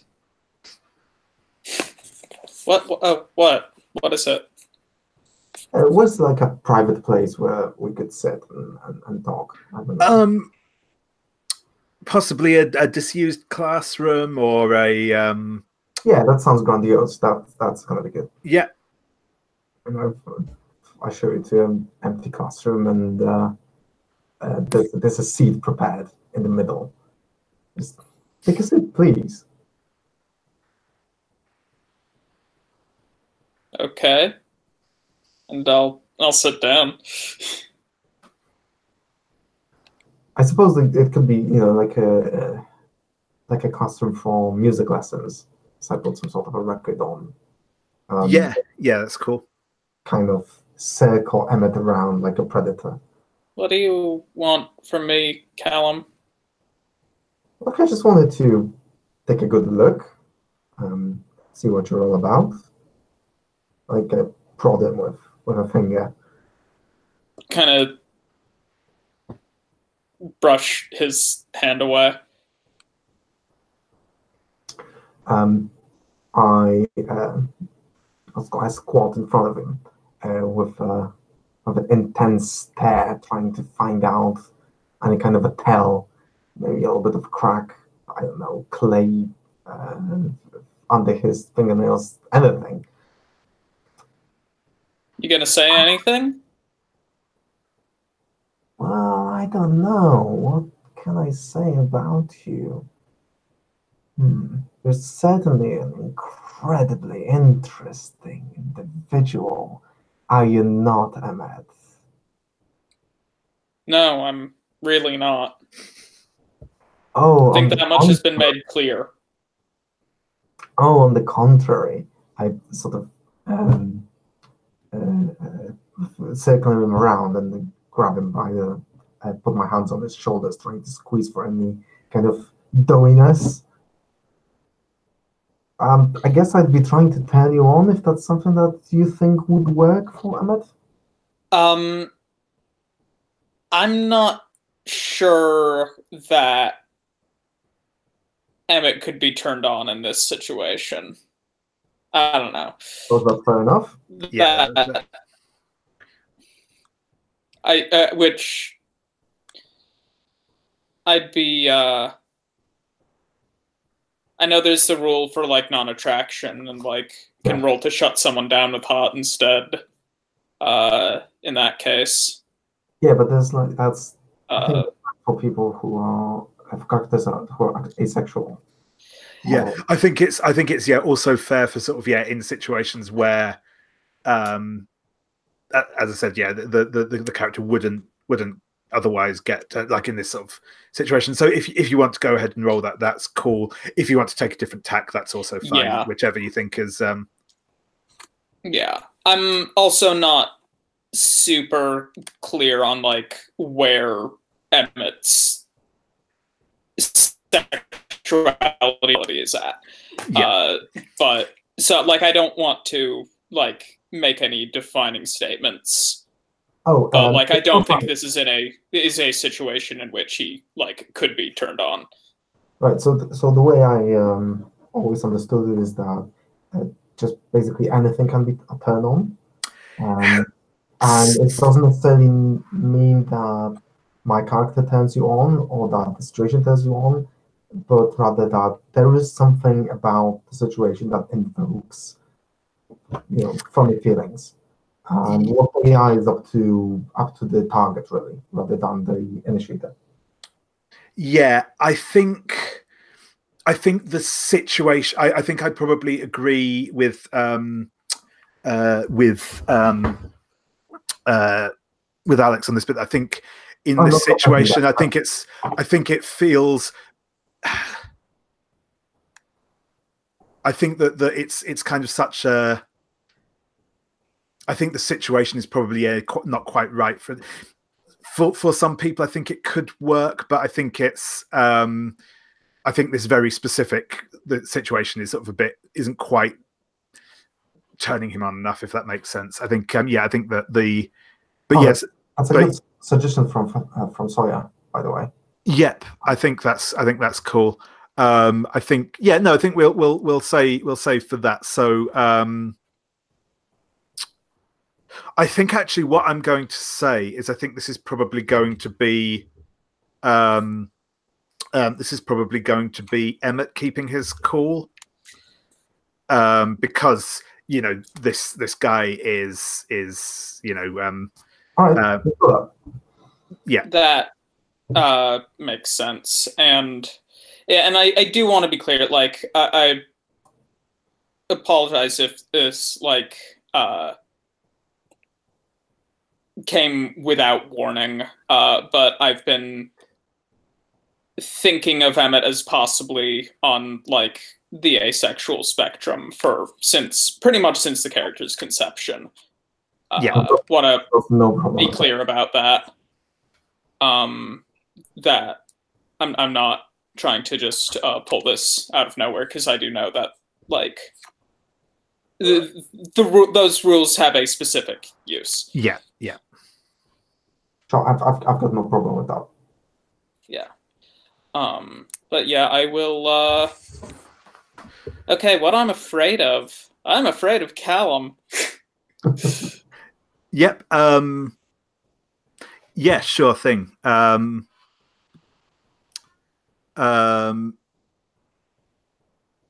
So yeah, I suppose that's cool. Roll to keep you cool, and we'll see what the dice say and how we. Well, that's a 4. That's so. So yeah. I think at this point, you feel kind of like you said, Callum, you feel there's just something off about his flesh as you put your hands on him. You can feel it almost slipping more than it should. It's a bit more malleable. It's not quite as warm as it should be. This is kind of only going further to prove what you kind of already know, but this is like tangible, physical proof at this point. And you can gain a string on Emmett. Okay, that's fair enough. As you kind of feel something under the mask, as it were. Emmett, you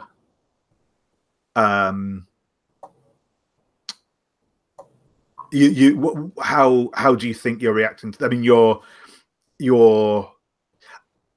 I mean, essentially, at what we'll say at this point is essentially your kind of fight or flight response has been kind of activated at this point. You know, he knows what you are. I think when choosing between fight or flight, I'm gonna choose fight. Sure thing. I'm gonna smack him really hard with one of my golem arms. Sure thing. And that's actually the first time I get to roll with volatile, I think, which is my good stat. Excellent. Yeah. So roll to lash out physically. That's a 10. Sure thing. So your options are, or the outcome of this is, I get back to there we go. So when you lash out physically, okay, yeah. So it's quite straightforward. So you slam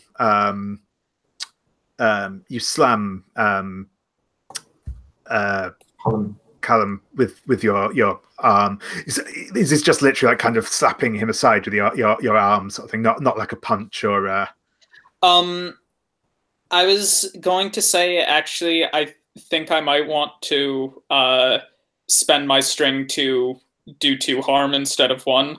That's fair. Yep, that's fair. So I think what happens is you kind of knock him back, sweep him back with your arm. Callum is knocked flying into a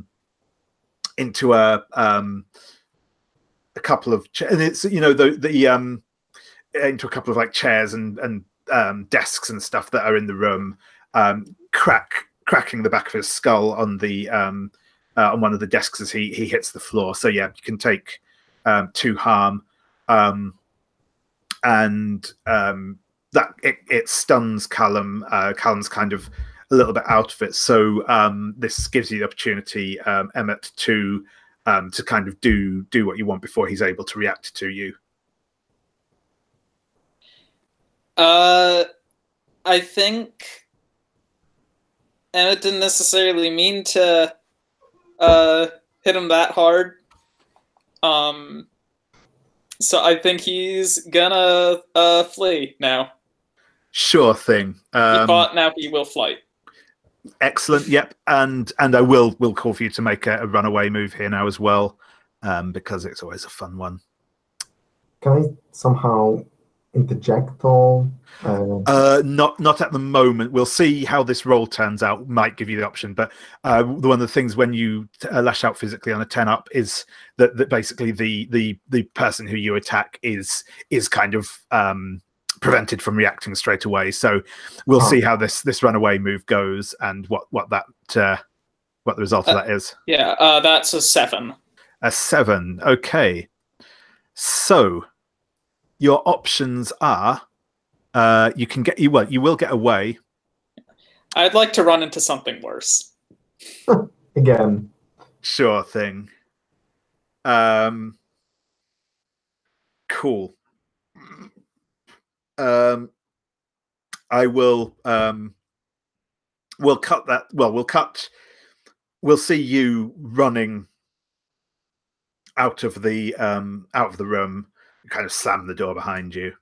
And we'll come back to where you end up shortly.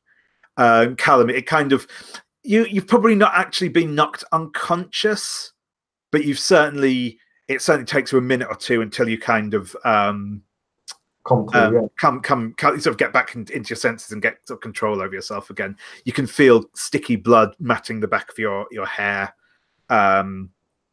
Your chest is bruised where he hit you. It was hard. It felt inhuman when you were hit. The strength he had and the way his arm felt. Your front, your back, the back of your head, it's all bruised. So what do you do? I think I'm gonna take out pen and paper and craft a really hastily written note. And it just says, "You are mine now." And I put a drop of the blood from the back of my hand and stamp it into the paper.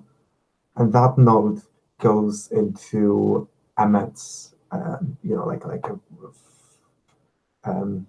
one of his books or something that he uses every day. So he would definitely see it. As sure. He has a moment to himself to do some work. Yeah, sure. Nice. And I'm not sure what that's going to be. It's going to be like a shutdown or just a threat, or I'm not sure. Yeah, it's probably not a role or anything at the moment, but yeah, that's cool. Excellent. Yeah, nice. So while all this is going on, Adrian, what do you think you're up to? I think is this still the same day, right?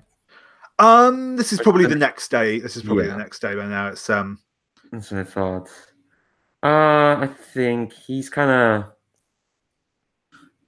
imagining him as this idle, beautiful, rich boy asshole. So he's kind of wondering. I wasn't too sure because I thought like I'd gotten a big scene, so I was gonna let everyone else like have that's cool. I mean, if there's I'm here if people want me, basically. Yep, sure thing. Lysander, is there anything else in specific that you want to be doing at the minute, or I want to be the something worse he runs into. Yeah, I'm certainly down for that. That definitely works. Do you mind if I set it up, or do you want to? No, but by all means. I think, Lysander is sort of showing off. The cast members have been set up. Everyone's around to see whose part they got, and Lysander's just there to like smugly rub it into everyone's face that he's Romeo. And Emmett just like careens down the hall and careens into Lysander, knocking him over. And they're both sort of on their asses for a bit. And he gets up, cracks his knuckles, and it's like, okay, this is enough. I was trying to be nice before and feeling that need for power. It's like, it's time to go. And I'm not going to be that nice. I think like with Emmett on the ground, I just want to like tackle him and try to start a rough and tumble brawl.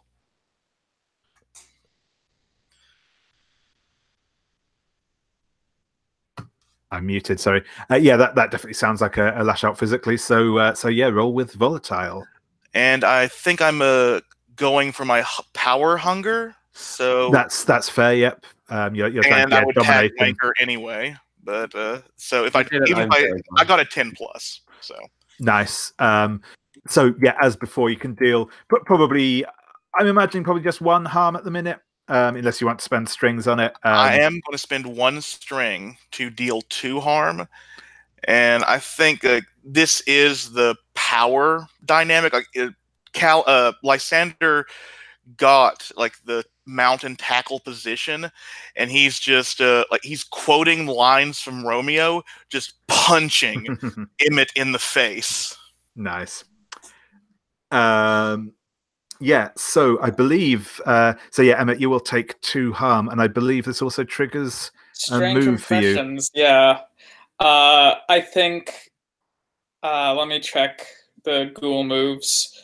I think I want to temporarily take short rest for the wicked. Certainly. So yeah, so until you'll have that on your sheet essentially until you use it for the first time. That's cool. That makes a lot of sense as well. I like that.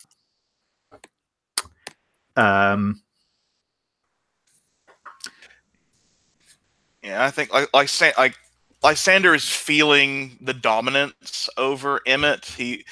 When he sees Emmett's lips split and blood come out, he stands up and just looks at his hand, just wipes the blood off disgustedly, and stares down at him with just anger. It's like, next time I'm nice to you, accept it.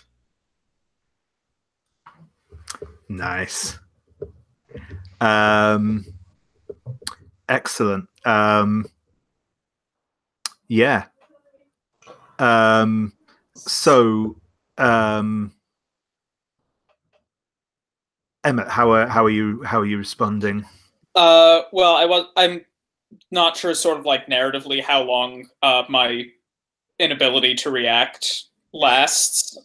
Not I mean, I think basically once I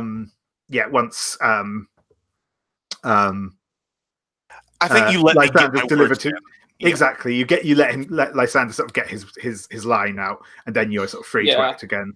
I think then I'm going to jump up and tackle him and give him a taste of his own medicine.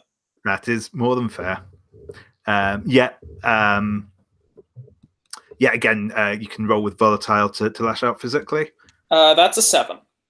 That's a 7. Okay. So, on a 7, you harm them. So Lysander will take, again, we'll say 1 harm here unless you're spending a string. And either they learn something about your true nature and gain a string on you. I decide how bad the harm turns out, or you become your darkest self. Trying to decide between the first two.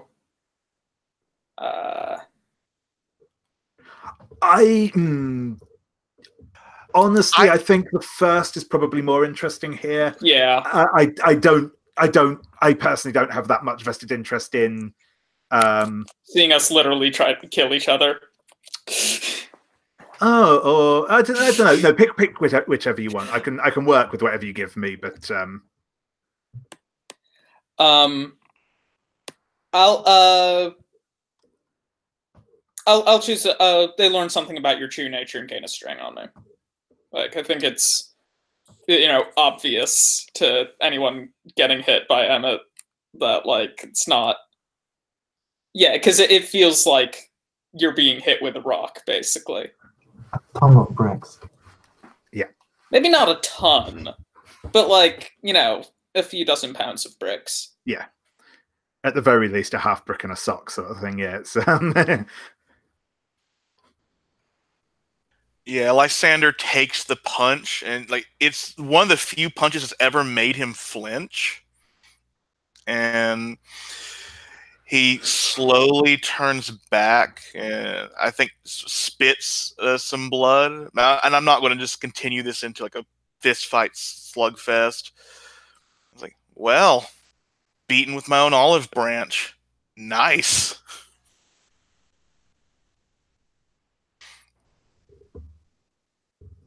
And this is probably oh, go ahead. Sorry. You make no sense.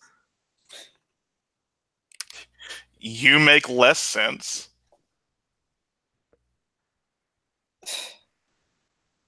He's just gonna sort of like sit. And Lysander pushes his hands out like that, and at least I have a place here. And he'll walk off with that. Nice. Yeah, I think you can probably roll a shutdown with that if you want to. That it seems appropriate.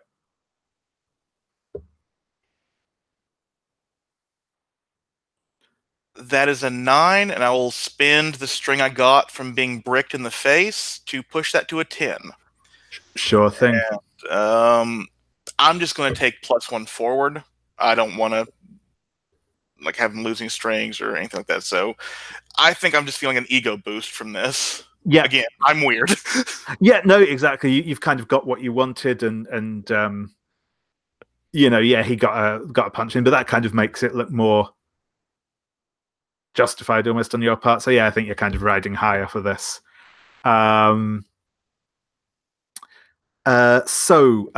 Adrian, are you did you witness this, do you think? Yeah, I was gonna say maybe I witnessed near the end of it. And I don't know, I'm trying to decide which one I want to run into, which either one. I've not talked to Emmett yet. So maybe like I'll run into him later on in the day, or maybe like 5 minutes afterwards, after this fight is broken up, if that's okay. Yeah, I think you can probably quite easily follow Emmett to wherever Emmett decides to go. Yeah, and then I'm gonna try and casually like run into him and see like what does Emmett look like now that after he'd been through that war. I think less bloody than you would expect. And mostly just kind of tired. Yeah. It's just I think he's headed back to the dorms. Or actually, yeah, maybe we just meet at the dorms. Yeah, that works. I think you'll probably be the only people in here at this time because it's, you know, most people are doing other things at the minute. Yeah. So I think I'm already waiting at the dorms, kind of just casually lounging on the bed, no reason. You're reading a book or reading a book. So I think when Emmett walks in, I kind of look up, eyebrow raised. It's like, wow, you look like hammered shit. What do you want? Wow, so is it a crime to comment on one's appearance, Clay? I'm just gonna say, just pause for a second, say yes, and then just kind of collapse on his bed. Well, I think I kind of hold on. Let me check. Actually, where are we all seated? Where are we all? Oh, you're right next to me. All right, that's makes things much easier. So I kind of swing because I was lying on the bed, but I kind of swing in towards your direction. It's like, well, at least you gave it as good as you got, Clay. Owen's there, you know, he's a sports freak. You don't know where he's been, you know what he's lifting. Now you could take it. You can dish it as well as you can take it, though. That's good. Sure.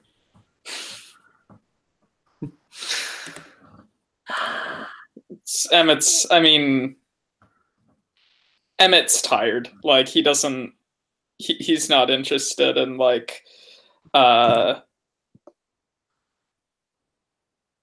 I guess he's like, was there something you actually wanted to talk about? I think what Adrian says is like, well, I can see you'd rather go to sleep, but you know, need someone not to cry on. I don't think that's something you'd want to do, but you know, I'm the only one here. If you need someone to talk to, I got nothing going on. Unless you really just want to go to sleep. Is this maybe turning him on? No, I'd say Adrian's probably trying. You gotta try that, but I think I would. is the case, but I don't think it's going to work anyway in this scenario, given that Emmett's just been through a fight. Who knows? I think I'm going to tempt him instead. I'm going to spend a string. Sure. Tempt him to just, unload to, your good friendly Adrian. Tell him about your woes. So basically, I'm offering an XP point, Emmett, to not go to sleep. Instead, tell me what's wrong. What's your place here, Adrian? Adrian shrugs like, I'd say to learn, but we learn fuck all here, don't we? No, I'm here. No, you don't deserve bullshit. And frankly, I'm tired of bullshit. No, I'm just here biding my time, like everyone else. I'm kind of lean back on the bed and it's like, well, the thing is with this place, you can't really just sit still and expect nothing to happen. Everyone wants to do something. Everyone wants to crash into each other. It's all very annoying. Yeah. I don't know. Lysander was right. Like, I don't have a place here anywhere, really.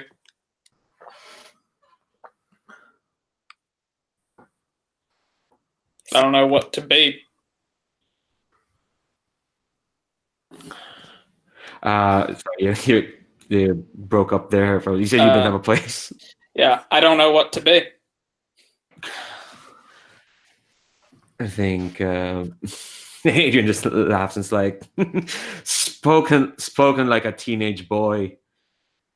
No, don't. If you think anyone in this piss pot of a place, even Lysander Owens, thinks they know who they are, what their place is, no, they're just lying. They're running scared, much like everyone else. You're just more obvious about it than they are. How do you know that? Because I'm running scared. Yeah, from what? For me, being bored mostly. You're running. That scares you? I know, right? It's something I'm lucky. That's the only thing that scares me. But your problem is elemental. Your problem, Emmett, Who told you that? It's a play on words, Emmett. It's, elemental. I read a lot. Like I say, your problem is like it's a foundation. Everyone doesn't know who they are, especially when you're shat out into the world. And then people tell you who they are, who you be, and you think, oh no, that's who I should be, and then you try very, very hard to please them, and try to take on what they think you should be, and by the end of it, you're just gonna have to keep taking and taking and taking until you figure it all out, and even then, you're still just gonna keep taking. Is that what you do? Taking from everyone. Is that what you do? That's what everyone does. I'm just good at it.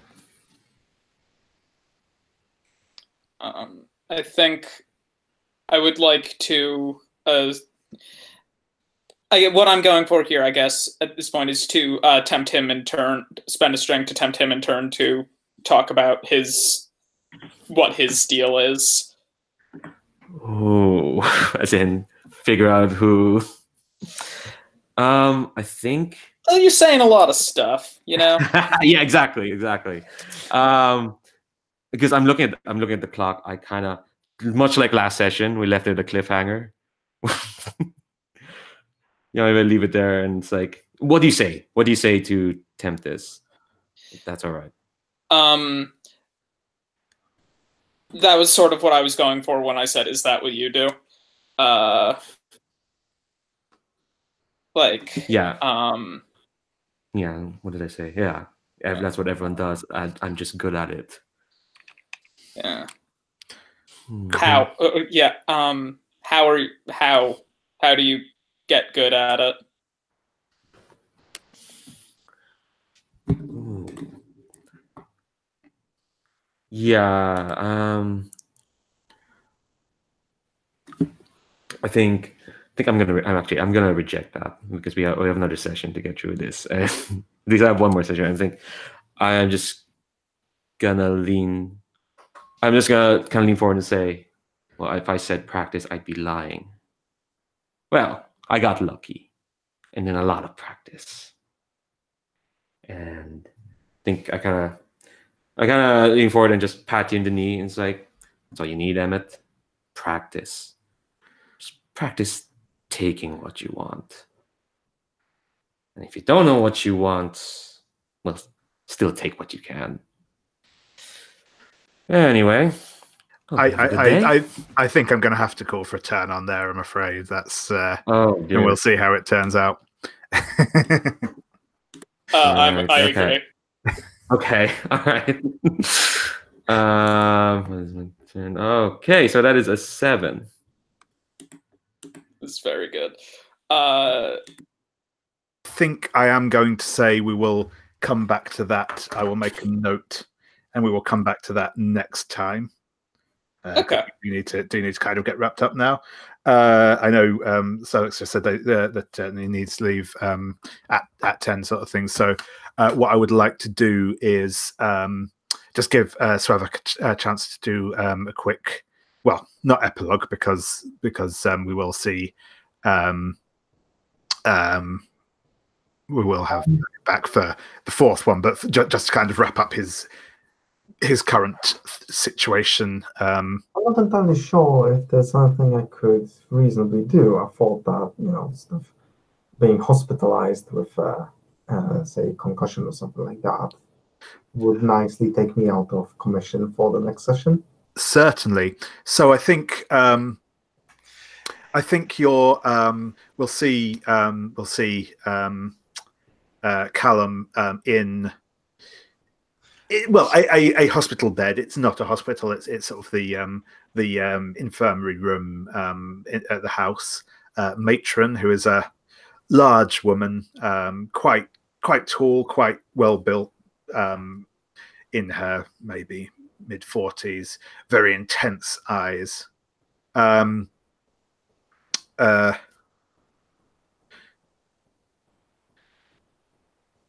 Mr. Black, I don't suppose you're going to tell me who it was that did this to you? Mr. McLaughlin. Can we not do it right now? My head is killing me. You'll live through it. And she's kind of, she has been like dressing the wound and you're sort of bandaging it up, and it said, but you're right. You do need to get your rest, and just try not to actually fall asleep. It's not good for you. I'll keep an eye on you, and I'll go and fetch you a nice hot cup of tea, and I imagine I'd be asleep by the time she comes back. Because I'm not actually trying. Sure thing. Cool. And yeah, I think that's where we will wrap for the evening. We will. I will stop the broadcast in a second now. I said I'll do a quick. We'll do a quick stars and wishes again, though. Obviously, so if you have to head off, that's fine. Just don't hang about.